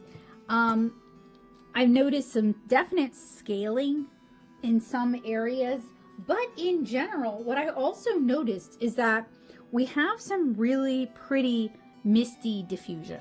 Now, in the past, I have in general said that I consider dye-based watercolors to be inferior. I'm not talking about radiant concentrated watercolors. I'm talking about companies that they use dyes rather than pigments, and not just here and there, like regarding like rose madder or like lake pigments, but rather like as all of their colorant, they mordant out dyes onto like chalk or titanium white and then use that to make the paints. And historically, I've complained about that. But it really makes me wonder if these are saturated, easy to use, mix well, layer well. Does it matter if these are dye-based? Does that necessarily make them a bad paint? Now, I did think the neutrals were pretty weird, and I haven't really tested yet to see if these layer well, but I thought that was an interesting point. Now, a counterpoint is that dye is cheaper than pigments and it's not light fast. So that's definitely something to keep in mind, although I've seen people online bragging about how professional artists might complain that alcohol markers are not light fast. Their stuff has remained color true in a drawer for several years. Like, I think they're not really understanding what we often mean by light fast. We mean, you know, displayed out in a room, not in a portfolio, not in the dark, and getting some sunlight, getting some, like if you have UV lights in your house for your pets or to record or to help with seasonal affective disorder, right? That they would stand up to that. So it isn't just about elitism, as some some people seem to think it is. It's about making sure you're getting what you're paying for, and you're also getting what the package promises. Now, if these were packaged as dye-based watercolors, I would review them similarly in this regard, but I would have a different feeling about them because I believe in truth in advertising. And I don't know for a fact that these are dye-based, but the fact that they say they use pigments and then they don't list any pigments either means this company doesn't know what pigments the original manufacturer is using and did not request them, which is something Arteza has been accused of, or they're using dye and they don't necessarily want to disclose that. So I did want to talk about it because I'm pretty sure these are dye-based watercolors, but I also wanted to challenge my own preconceived notions and my own biases about dye-based watercolors. Now, I have tried radiant watercolors. They're not really for me. I know they're dye-based. I don't handle them very well. They don't really do what I in particular want watercolor to be able to do. They don't have the properties that I in particular like with watercolor. And one of them is the form factor. I struggle to use it well. In this kind of a form factor, it is honestly easier. And there are dye-based watercolors like Peerless, which I've talked about here on the channel, and Viviva, which I need to talk about, which are dye-based, and they disclose that they're dye-based. In fact, they advertise that they are dye-based, and they're in a different form factor that might be easier for some artists to use. In fact, Viviva has even mordanted out their dye watercolors into like cakes, and I have some of those and I need to talk about them with you guys, and they're selling those as dye-based watercolors. So a lot of my problem when it comes to this sort of stuff is companies not being honest about the materials that they're using to manufacture watercolors and leaning on properties and materials that higher end watercolor companies will use, and using that terminology maybe because their English isn't that great, maybe because they don't really understand that pigments and dyes and lake pigments are not the same thing. That's a good faith read, or maybe to kind of trick customers into thinking they're buying a better product than they're buying at a really great price point. And that's one of the reasons I review watercolors, and I've reviewed so many watercolors, is so that I have this experience that I can bring to the table to talk to you guys about it openly and honestly, present you with the information that I have and put it through some tests so that you can decide for yourself if this is what you're looking for. I will point out, Hannah Pickerel uses Winsor & Newton watercolors according to her book. Those are professional grade English made watercolors that use real pigments. Now there are some lake colors in there, like indigo is generally a dye based color that's been mordanted out, or rose madder, same sort of thing. Cochineal, again, a dye base, that one's made from crushed up insects. So, you know, historically there are some dye colors. Opera Rose would be another example of a synthetic dye-based color, right? So it isn't that all dye watercolors are terrible, but you don't want to see a set like this advertising that they're using high-quality pigments and it turn out to be dyes. So while I pull this up, what I want to do is I want to comparison swatch these against the Seamiart watercolors. I went ahead and this is rather pretty. I'm going to scan this and make this available, I think, as a watercolor background and maybe load it on my Canva so I have access to this. But we are going to get up close and personal with the wet into wet test real quick. Their paper is not the worst. I'm pretty sure it's a cellulose, but I like the texture of this paper. It's fairly easy to work with. It took a lot of water. I would argue very well, considering I was very lackluster in how I supported it. I just taped it down to a Teflon mat using some inexpensive washi tape. I didn't really give it the best chance possible to not buckle all over the place, and it did okay. I also pulled it up early, so that makes it more likely that it's going to buckle and ripple. You can see some scaling here. In fact, this really harsh line, while it looks pretty, that is not a quality that I would want if I were doing like watercolor sunset skies. But it honestly kind of performed better than I thought it would. So I think I will do a field test with it since it handled better than I expected. And I do want to challenge my preconceived notions about dye-based watercolors. That said, if these are actually dye-based, It doesn't change the fact that I do take issue with the verbiage used on the packaging and some of the claims that are used on the packaging, because that would just be deceptive if true. Am I going to be able to get this company to admit that these are dye-based watercolors? I strongly doubt it. But if you want to email them and ask, please do feel free and get back to me with what you find out. Historically, I have not had great results with getting companies to talk to me about their pigments when they don't have their pigments listed. Looking at you, Arteza. So I want to do that head-to-head swatch off. Here are the Artistro watercolors. We're going to start with those. And these are my student grade Seamiart. I couldn't find my professional grade Seamiart. We talked about that. So this is what I'm going to be working with. I flagged all of the likely colors so that we're not swatching all 48. Obviously, this is not going to be a direct one-to-one comparison.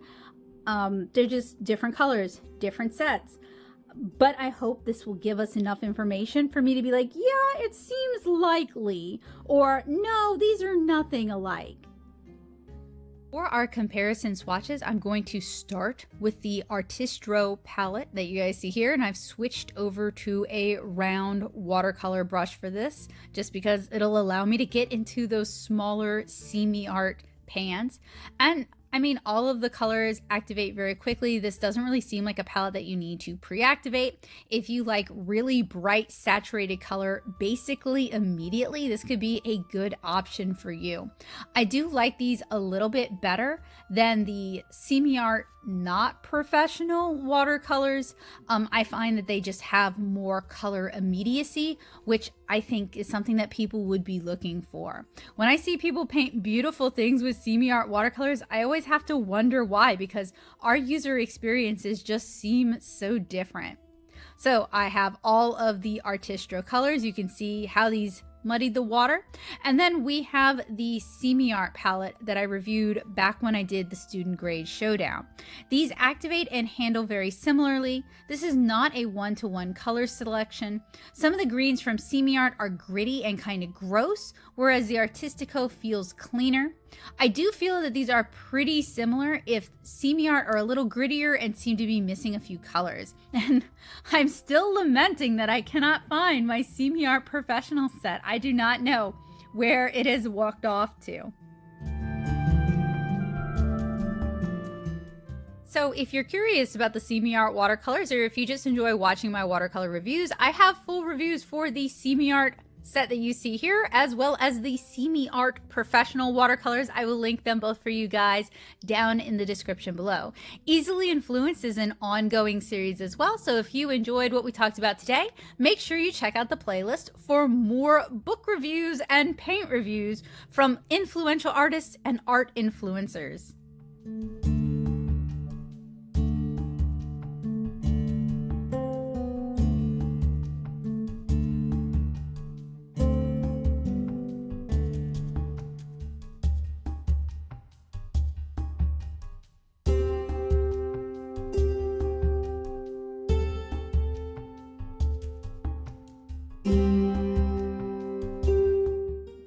So I knew these swatches felt familiar, not one-to-one, but like really familiar.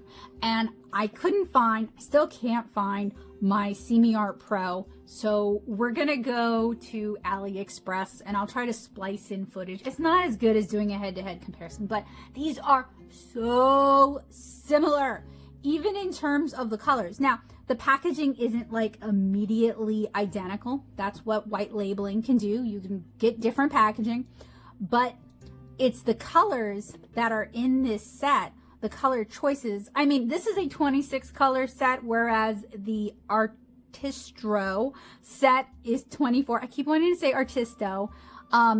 So there's like a couple of extra colors in here that wouldn't be in the Artistro set, but it already looks, I can't zoom over it because it'll do this dumb thing, but like it already looks so similar to it.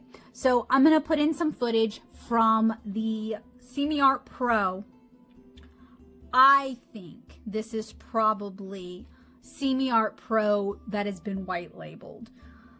Here's a little footage from my Seamiart professional review just to wet your whistle. So the professional paints come in this larger metal palette. These are about full pan size paints, maybe a little bit larger than that. They were basically wrapped for freshness. So once I got them unwrapped, I swatched them and you guys can see how very similar they are to the Artistico watercolors that we're talking about today. Very quick to activate, very bright saturated colors, but they do flood the wash and they might make wet into wet techniques a little bit more challenging because how quickly these paints seem to move.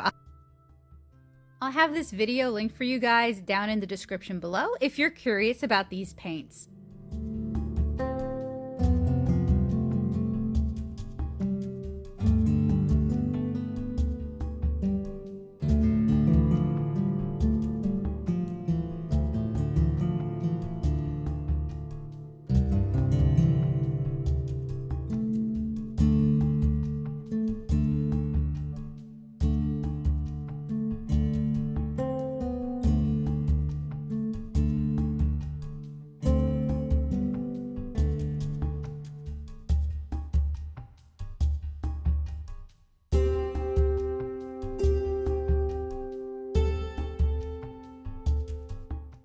These swatches look pretty similar. Not exactly one-to-one. There are colors in the Artistro set that don't seem to be in the Seamiart student grade set.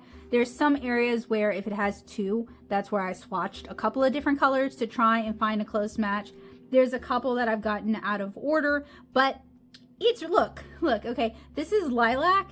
And this is manganese violet. I promise you it is not using manganese violet because manganese violet is very granulating and there is no granulation there. And with some colors, the more you grind it down to try and get it fine, the more you lose the color that you're actually dealing with because the pigment color can come from the particle size. If you're familiar with traditional Chinese watercolor, you might know what I'm talking about, where coarser ground pigments are kind of one shade, whereas the finer ground are another. So, but that's not what we're dealing with here, right? I don't think these use pigments at all. So as I keep mentioning, it drives me nuts that I cannot find my Seamiart Pro so I can do some head-to-head swatches. But I do think with the regular Seamiart, this tells us enough information. So I do still want to do a field test. I'm gonna actually do that on another day. It's getting kind of late and there's other things I'd like to work on today. It doesn't matter, this is YouTube. It'll be magic for you guys. It's just kind of a shop-keeping note. But I have never actually field tested the Seamiart Pro. So this is kind of an opportunity to do that. So what I want to do, and I mentioned this earlier, is I think I want to do a watercolor bookmark of a sunset with a cypress tree. That'll give us a chance to test out how well these will do gradients and ombre effects. It'll test out some layering, and it'll be kind of an homage to Hannah P. Now, one of the things I do want to talk about is, let me read the back of the box to you guys again. We handpicked 24 vibrant and mixable colors, created 2 custom watercolor brushes, and included a pad of luxurious watercolor paper so you have everything you need. So I know I'm not, this is where we get, okay, get your coin, get your bag, for sure. As artists, we're broke, okay? But if she wrote this and it's implying these are her words, there's promises here that are not met. Is this really a custom set? I mean, it really looks a lot like the Seamiart professional set minus 2 colors. And I mean, honestly, they're larger pans than the Seamiart. Those are like regular full-size pans. These are like double-size pans, but that is something that an ODM/OEM company is happy to do for you to kind of change things up to make it look more like your thing. They are vibrant. I will give her that. The colors are very bright. They are fairly mixable from, you know, what mixing I have done. But it's not Winsor Newton, and Winsor Newton is what she says she uses in the book. And I bring up that it's not Winsor Newton because I think these are dye-based watercolors. Winsor Newton is pigment-based watercolors. She sells her original art on her Etsy. If those are painted with Winsor and Newton, they will be, for the most part, light fast. You can put them up in your home. They're not going to fade in 3 years when the sun hits them. These are probably going to fade. They may or may not slough off the paper. It depends on kind of what they're mordanting the dyes onto. They're not disclosing that, so I don't know. I'm really like debating with myself what I want to say here. So I'm trying to be a nicer, calmer, sweeter Becca, because 2025 is a hell year and y'all deserve some calm and some love and some sweet, but I'm also trying to be honest. I would not have put my name on these. They're not terrible. They just don't do what I want watercolors to do, and they're neutrals. Okay, first off, the swatches here, some of these are just digital swatches, like somebody took a watercolor scan and then slapped a color on it. Like this phthalo blue does not look, it doesn't look like this. It kind of, but like it doesn't look like an actual scan of a swatch. Okay, so some of these colors don't really match what we're seeing here, like this turquoise and this turquoise, right? It's not really, if it is a digital scan, it's not a good digital scan of it. This burnt sienna and this is just a lot more orange and a lot darker. The real sinners here are the burnt umber and the Van Dyke brown. You guys can see they look like a dye plus maybe PBK, like a black pigment, because those are pretty inexpensive. They granulate out. That would not work well for skin tones. I mean, maybe if you're drawing a large face, but if you draw little comic faces, that's not going to work well for skin tones. The Payne's gray here doesn't look anything like this Payne's gray.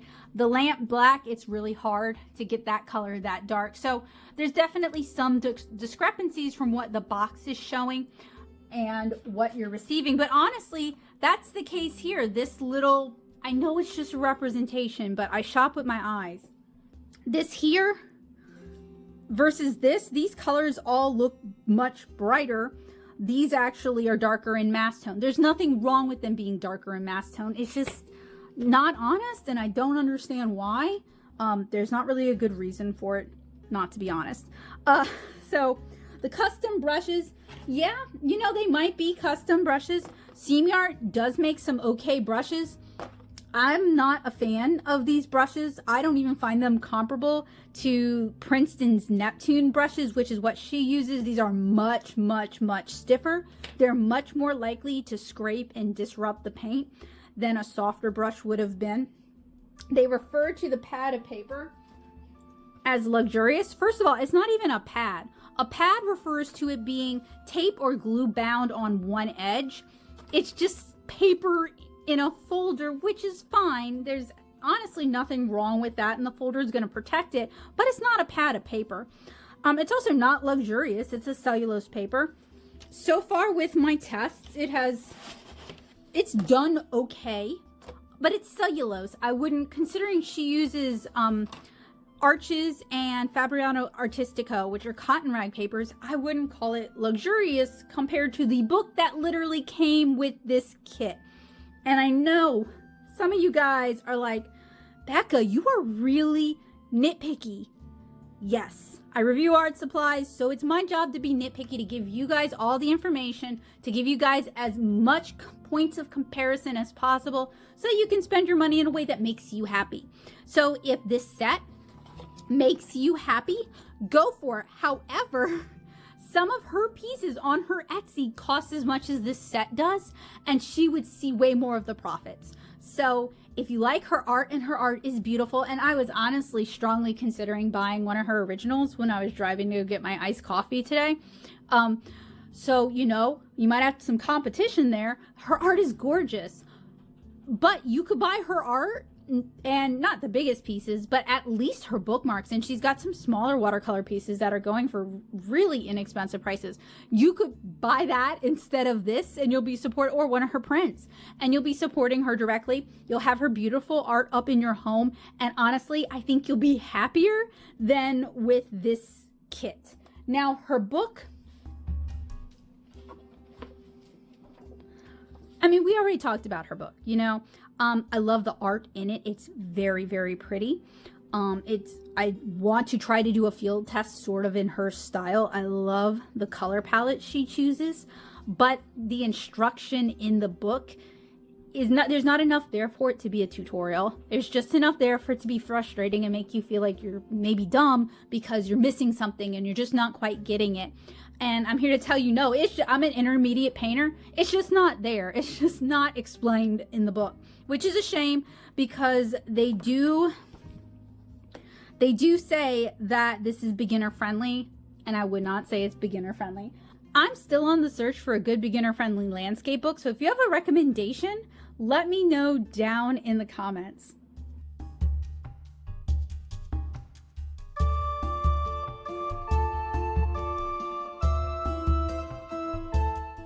For the bookmark, I decided to do a cypress tree at sunset bookmark, a little bit inspired by my own heritage, as well as inspired by Hannah's landscapes and how she handles trees. I am working from photo reference, actually several different photo references for this one. And I did kind of sketch out my idea first, since I'm working in a different format than what's shown in the book. We're doing a bookmark design, so it is going to be very vertical rather than being very horizontal. So for the field test, I noticed that the colors are bright and very saturated, and they dry bright and very saturated. I'm starting with painting kind of the sunset in the background, and I want it to be mirrored in the water. So that's why we have like the colors that we have at the top and the bottom, but you can also see how these colors kind of flood very quickly, which can make doing color control a little bit challenging. So these paints may require a bit more reworking if you are used to using like pigment-based watercolors instead. So far, I have not noticed colors bleeding, and you can pull a defined line with these watercolors, which is very nice. Now, there is like no granulation to these, and I do think you need granulation to help create distance and atmosphere. It kind of creates that mistiness. These are so saturated and immediate that it can be kind of hard to do that with these. These definitely have an appeal, but I don't necessarily think they're great for landscapes. That's just my opinion. Hannah actually has some tutorials on her TikTok where she demonstrates how to use these, and she's able to achieve some beautiful landscapes with these. So it's a your mileage may vary sort of situation. I do think these might be perfect for simple, loose florals because these are brilliant, immediate, and juicy colors that dry really bright. These handle okay, but they do feel kind of basic and one-dimensional. If you're doing bold, brightly colored art, these could be great. They seem to layer okay with no reactivation issues. So earlier I asked the question, if these are dye-based, does that make them bad by default? And I want to kind of challenge my prior assumptions and try to open my mind, because in the past, I've generally felt that watercolors that claim to be pigment-based but are dye-based were being deceptive. I still don't like that claim, and I am going to talk about it a little bit more, but I don't necessarily think these are bad watercolors. I do think, though, the way that they are being marketed is a little bit deceptive. And I do think the choice of Hannah, while she is an amazing artist, I do think if they had gone with someone who paints florals or really bright, juicy fruit and food art, that might have really lended itself to these kind of watercolors and the kind of things you can do with these watercolors a little bit better than someone who paints these really beautiful atmospheric landscapes that have a lot of depth to them. And it could just be that I'm not used to this type of watercolor. I'm not used to dye-based watercolors and just how saturated they are. So that could be a user error on my part. It just seems like a little bit of an odd fit.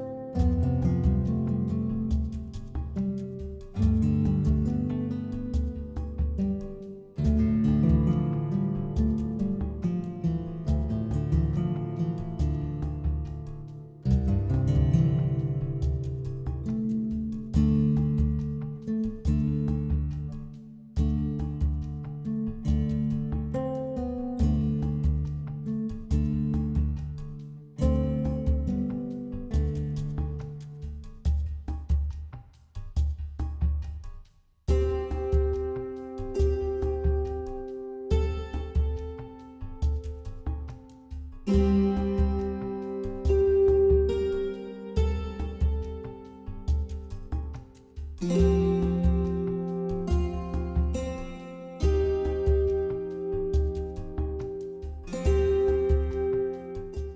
paid $44.99 for the palette with the accessories. I thought I bought this as a set with the book, but apparently I purchased them separately so that I could do this video.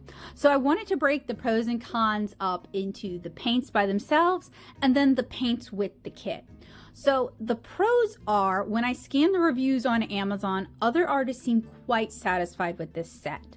These have bright, bold, saturated color for the most part, with the exception of the browns, which are weak. It's easy to intermix, and secondary colors stay vibrant, which is kind of unusual for less expensive watercolors. These are really fun to play with. If these are dye-based, that would make them pretty likely to be non-toxic. And Hannah uses this set on her TikTok a lot, so you could easily paint along. And I like to see that kind of support with these kind of collaborations. The cons are, these are dye-based watercolors, so in my opinion, you're overpaying for the material. I think a more accurate price point would be $25 for the palette by itself and $35 for the kit. This palette only seems to be available in this particular kit. But if you want similar paints, the Seamiart Professional Watercolors or the Viviva watercolors might hit the spot. The neutrals, particularly the browns, are really a weak point. So if you're like me and you like to paint people, you like to paint faces, you like to paint skin tones, you like to paint hair, and you paint smaller, these are going to be a real tripping point for you. There's also not really any granulation to these watercolors except for the black sedimenting out. And I really like granulation. I really wanted to see granulation in the manganese violet and in the turquoise and in the ultramarine blue and in the yellow ochre and maybe not in the cadmium red. Sometimes cadmium red will settle out on a watercolor paper with an assertive texture. I wanted to see some granulation, maybe with the sap green, and this hooker's green is really more of, I forgot which term it is, but it's not really what I would think of as a hooker's green, but that could just be my bias. There also could just be maybe a little bit more variation between the greens, because hooker's green, aqua green, and turquoise are all very similar. So, you know, I do miss the granulation. That's something that I value with mineral-based watercolors. So what about the set? Let's start again with the pros. The paper in this set is a fine cellulose. Although I would not call it luxurious, it has a nice texture and it handles water well. The QR code leads to a palette unboxing as well as 2 full watercolor tutorials that show how to use this palette to paint oranges and a mountain range, and I like that kind of back-end support. I like the inclusion of the mixing surfaces, and I like that it can be easily removed for cleaning. As for the cons regarding the set, I'm not a fan of the brushes in this set. I think they utilize mediocre fibers and they're uncomfortable in the hand. And I think the box itself, while pretty, is very heavy, and it's heavy enough to be kind of cumbersome. What is my verdict? This easily influenced is unusual, and it's a bit of a delight because I feel like there was a good faith effort put into pairing an artist with a product and then creating resources to support that product. While the book is beautiful, it does not really cover the techniques well enough or in enough detail to stand on its own as an educational resource. But Hannah has a lot of additional resources online, on TikTok and on YouTube, to explain and support her tutorials. While I'm not a fan of these types of paints personally, and I don't feel they're comparable with Winsor Newton, nor do I feel the brushes are comparable to Princeton Neptune or the paper comparable to Fabriano, Artistico, or Arches, and I bring this up because that's what she mentions in the book. She does use these products on her TikTok and continues to create tutorials with these paints. So I feel like she must like them well enough, or is incentivized through commission, which, girl, get your bag, good for you, that she continues to use these and showcase them in her art and to make art with these. Sometimes the Easily Influenced series feels like a cash grab with poorly researched products. Sometimes it feels like discovering something amazing, like the Marie Blue collaborations. This time, I feel like I basically got what I paid for, and I feel like this palette might be perfect for an artist who specializes in brilliant sunsets, or wants to paint bright and vibrant flowers, or enjoys doing hand lettering and wants those bright letter forms. So this is not necessarily a good fit for me and the kind of art that I do, and I'll show you guys some examples, but I do think that this could be a good fit for someone. I can think of several people and several art forms that might really enjoy these kind of watercolors. And it's just a shame that it isn't a little less expensive and a little bit more accessible. That said, I think these are probably using the same formulation as the Seamiart professional watercolors, and you can get those on AliExpress. So if you would prefer to pay a little bit less money because you don't want the accessories, or you don't need the larger pans, or you don't want the bamboo box, I will put a link in the description below for you guys. That said, I do like the larger pan sizes. It makes it easier to get a bigger brush in. It makes it easier to paint larger. So this may be easier for several artists, and I really do like the including mixing surfaces. So while I do think this could have been priced lower, I don't think the price is that unfair.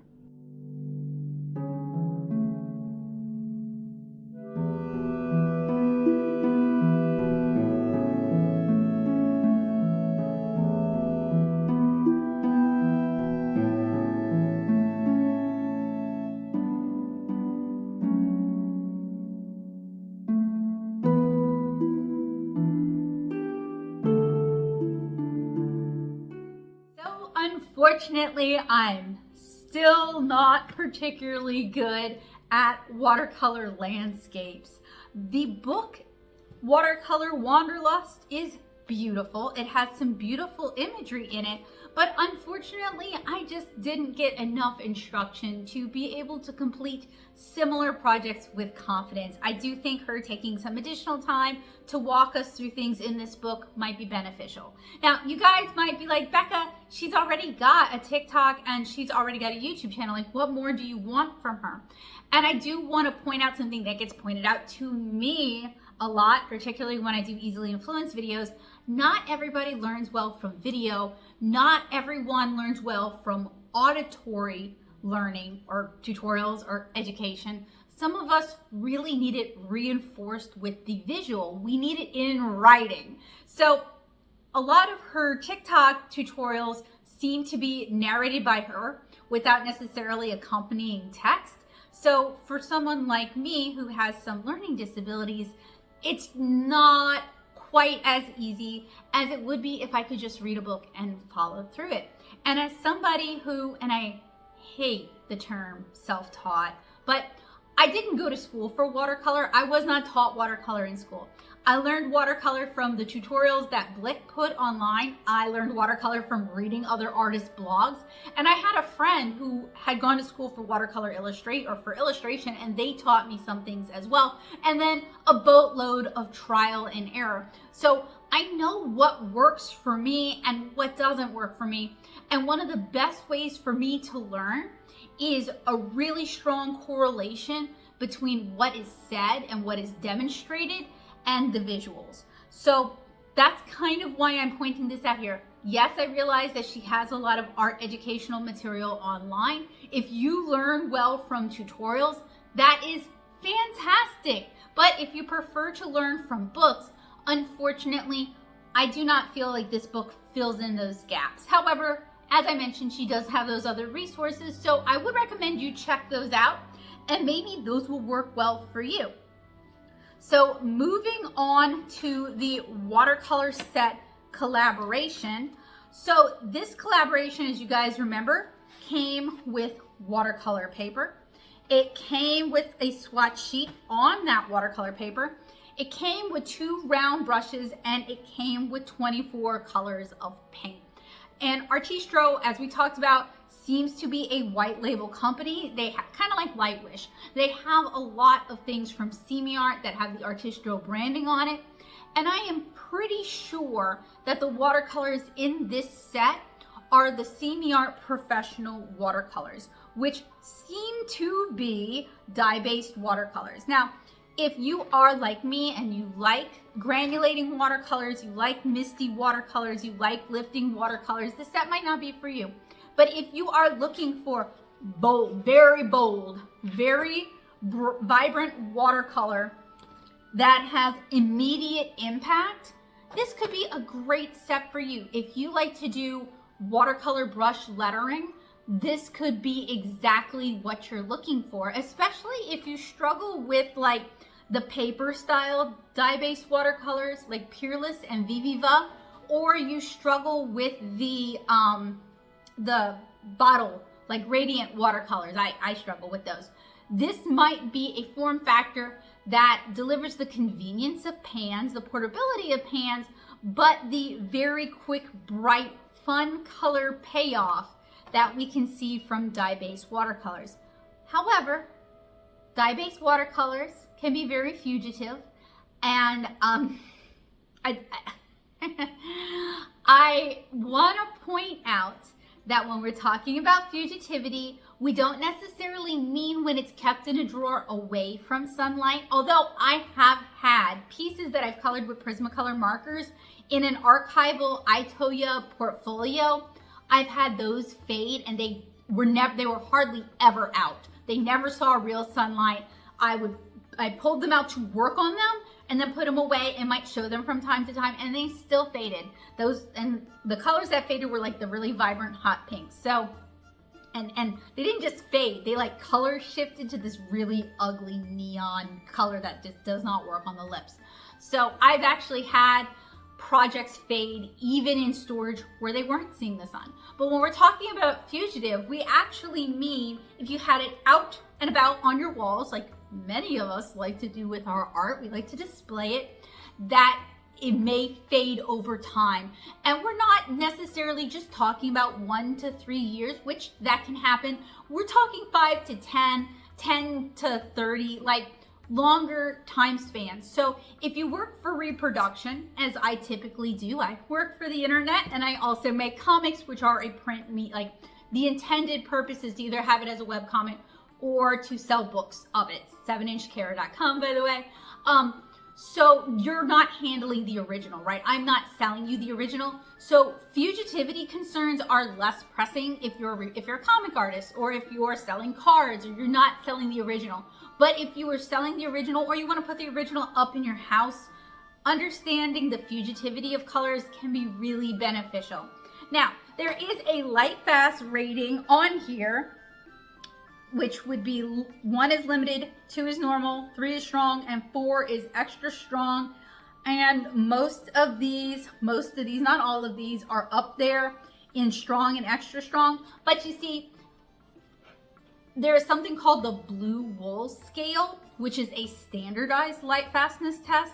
Companies are not required to do the blue wool scale, and they can do their own test if they want. They can determine their own standards if they want. I believe Kim Crick does a lot of light fastness testing over on her blog. I don't know if that person has done these yet, but that would be a wonderful resource if you want something that is more standardized across several brands. That was a project I'd considered doing in the past as well, but I was never able to raise the funds for it, so I've kind of moved on. Even though I have these really big, beautiful windows that would be really good for light fastness testing, I've just kind of had to move on from that. But anyway, that would be a wonderful resource if what I said about light fastness not being consistent across brands intrigued you, and you're looking for someone who has consistently tested several brands over time. Kim Crick would be a good resource. But I want to point this out because watercolors not being light fastness over 50 years may or may not be a good thing or a bad thing for you. For a comic artist, you know, I'm no Winsor McKay. I'm not making Little Nemo. So, and I also want Joseph to burn everything I've painted that hasn't gone to a home when I die. So I don't care if it lasts forever. But there are other properties that light fast watercolors tend to have that I tend to really like. Whereas if you are making, like, if you're doing wedding painting at the weddings, if you're doing wedding watercolors, I would really encourage you to use archival materials, because the people who are putting that up in their homes might want to have it up for 50 or 60 years, and it might degrade over time if it isn't on archival materials. So it isn't, I'm not trying not to come at this from an elitist point of view, because I really don't feel elitist. I think different artists use different materials, and if it works for you, that's great. But if you plan on selling what you make, I do think honesty with your customers is really important. And I bring this up because in the material for these paints, they do refer to these as pigment-based paints, and I don't think these are pigment-based paints. I cannot prove or disprove it, so it's just how, like, you know, just based on what I know from reviewing watercolors, they don't feel like pigment-based paints. And if they're not pigment-based paints, I do wish they had disclosed that. They do not disclose any pigment information, but they do refer to these as being pigments. So I do think it would be good to know if these are dye-based watercolors. And an example of that is Viviva makes these very similar to these. In fact, I have some and I want to test them for you guys. They make some of their dye-based watercolors, but they're in like paint chiclets, a different format. And I don't think anybody who buys those is thinking those are pigments. Whereas with these, they call them pigments. So I do think that's kind of deceptive. I do also think the price point of $44 for the kit, and it's cellulose watercolor paper. The brushes are wood with synthetic bristles, and they're very stiff synthetic bristles. The paint's in a bamboo box. I don't really think it's worth that price point. I really feel it's more of a $35. So bring that price point down by about $10, and that would feel more like the correct value. Now, a little bit of a value add is over on her TikTok. Hannah is actually using these paints to create more art and to do more tutorials. So I don't know if she benefits from the sale of these sets. I don't know if she sees like a commission from this collaboration, but it does seem like she is making some fresh content with these paints that, you know, if you bought this set, you could paint along with her and your paints should respond the same way her paints do. Whereas if you're using these paints and you're painting along with her book, in her book she talks about using Winsor & Newton on Arches watercolor paper or Fabriano Artistico and using Princeton Neptune brushes. Those are very, very different materials from what we have in this kit. So the collaboration does feel a little bit like a misfit, but I feel like Hannah really goes to a lot of effort to make it work and to make it cohesive. And that's kind of cool to see, because in this Easily Influenced series, I have seen really big promises made and then the product doesn't deliver. I have seen people using one thing in their book and then trying to sell something completely different. I have also seen collaborations that were so good and they introduced me to a paint brand that I ended up loving. So it's been a real roller coaster and I've enjoyed sharing it with you guys. I still have more to come, but I really enjoy this series. I enjoy reading art books. I enjoy seeing how other artists think. I enjoy looking at other artists' art. I enjoy spending money on other artists. I enjoy trying out different art supplies and then just talking to you guys, yapping at you guys about these art supplies. So I really enjoyed this series. I enjoy that we do it as a premiere and, you know, we get to hang out and chat. That's really, really nice. I really enjoy that. So just in case anybody is curious, this is also a Morning Witch design. The cardigan, well, it's not a cardigan. It's almost like a kimono top or a haori coat. Almost, not quite, but I can kind of see the inspiration. And it's got salamanders on it. And then there's a big back piece with a salamander on it. And I love salamanders. I wanted to be a herpetologist growing up. So I think it's really cool. And I know some people have opinions about my clothing. Some people like it and some people don't. And I wear things that make me happy. And I like nature themes, so I thought the salamander with the oak leaves was really cool. I think it's probably more Pacific Northwest than American Southeast. And maybe there's room for me to do some cool American Southeast art, nature art, right? I've already been working on that with my Louisiana food series. Anyway, thank you guys so much for hanging out with me. It was a joy and a pleasure. I hope you guys enjoyed the premiere, and I hope to see you guys again really soon with another art supply review, tutorial, or Easily Influenced. Bye guys!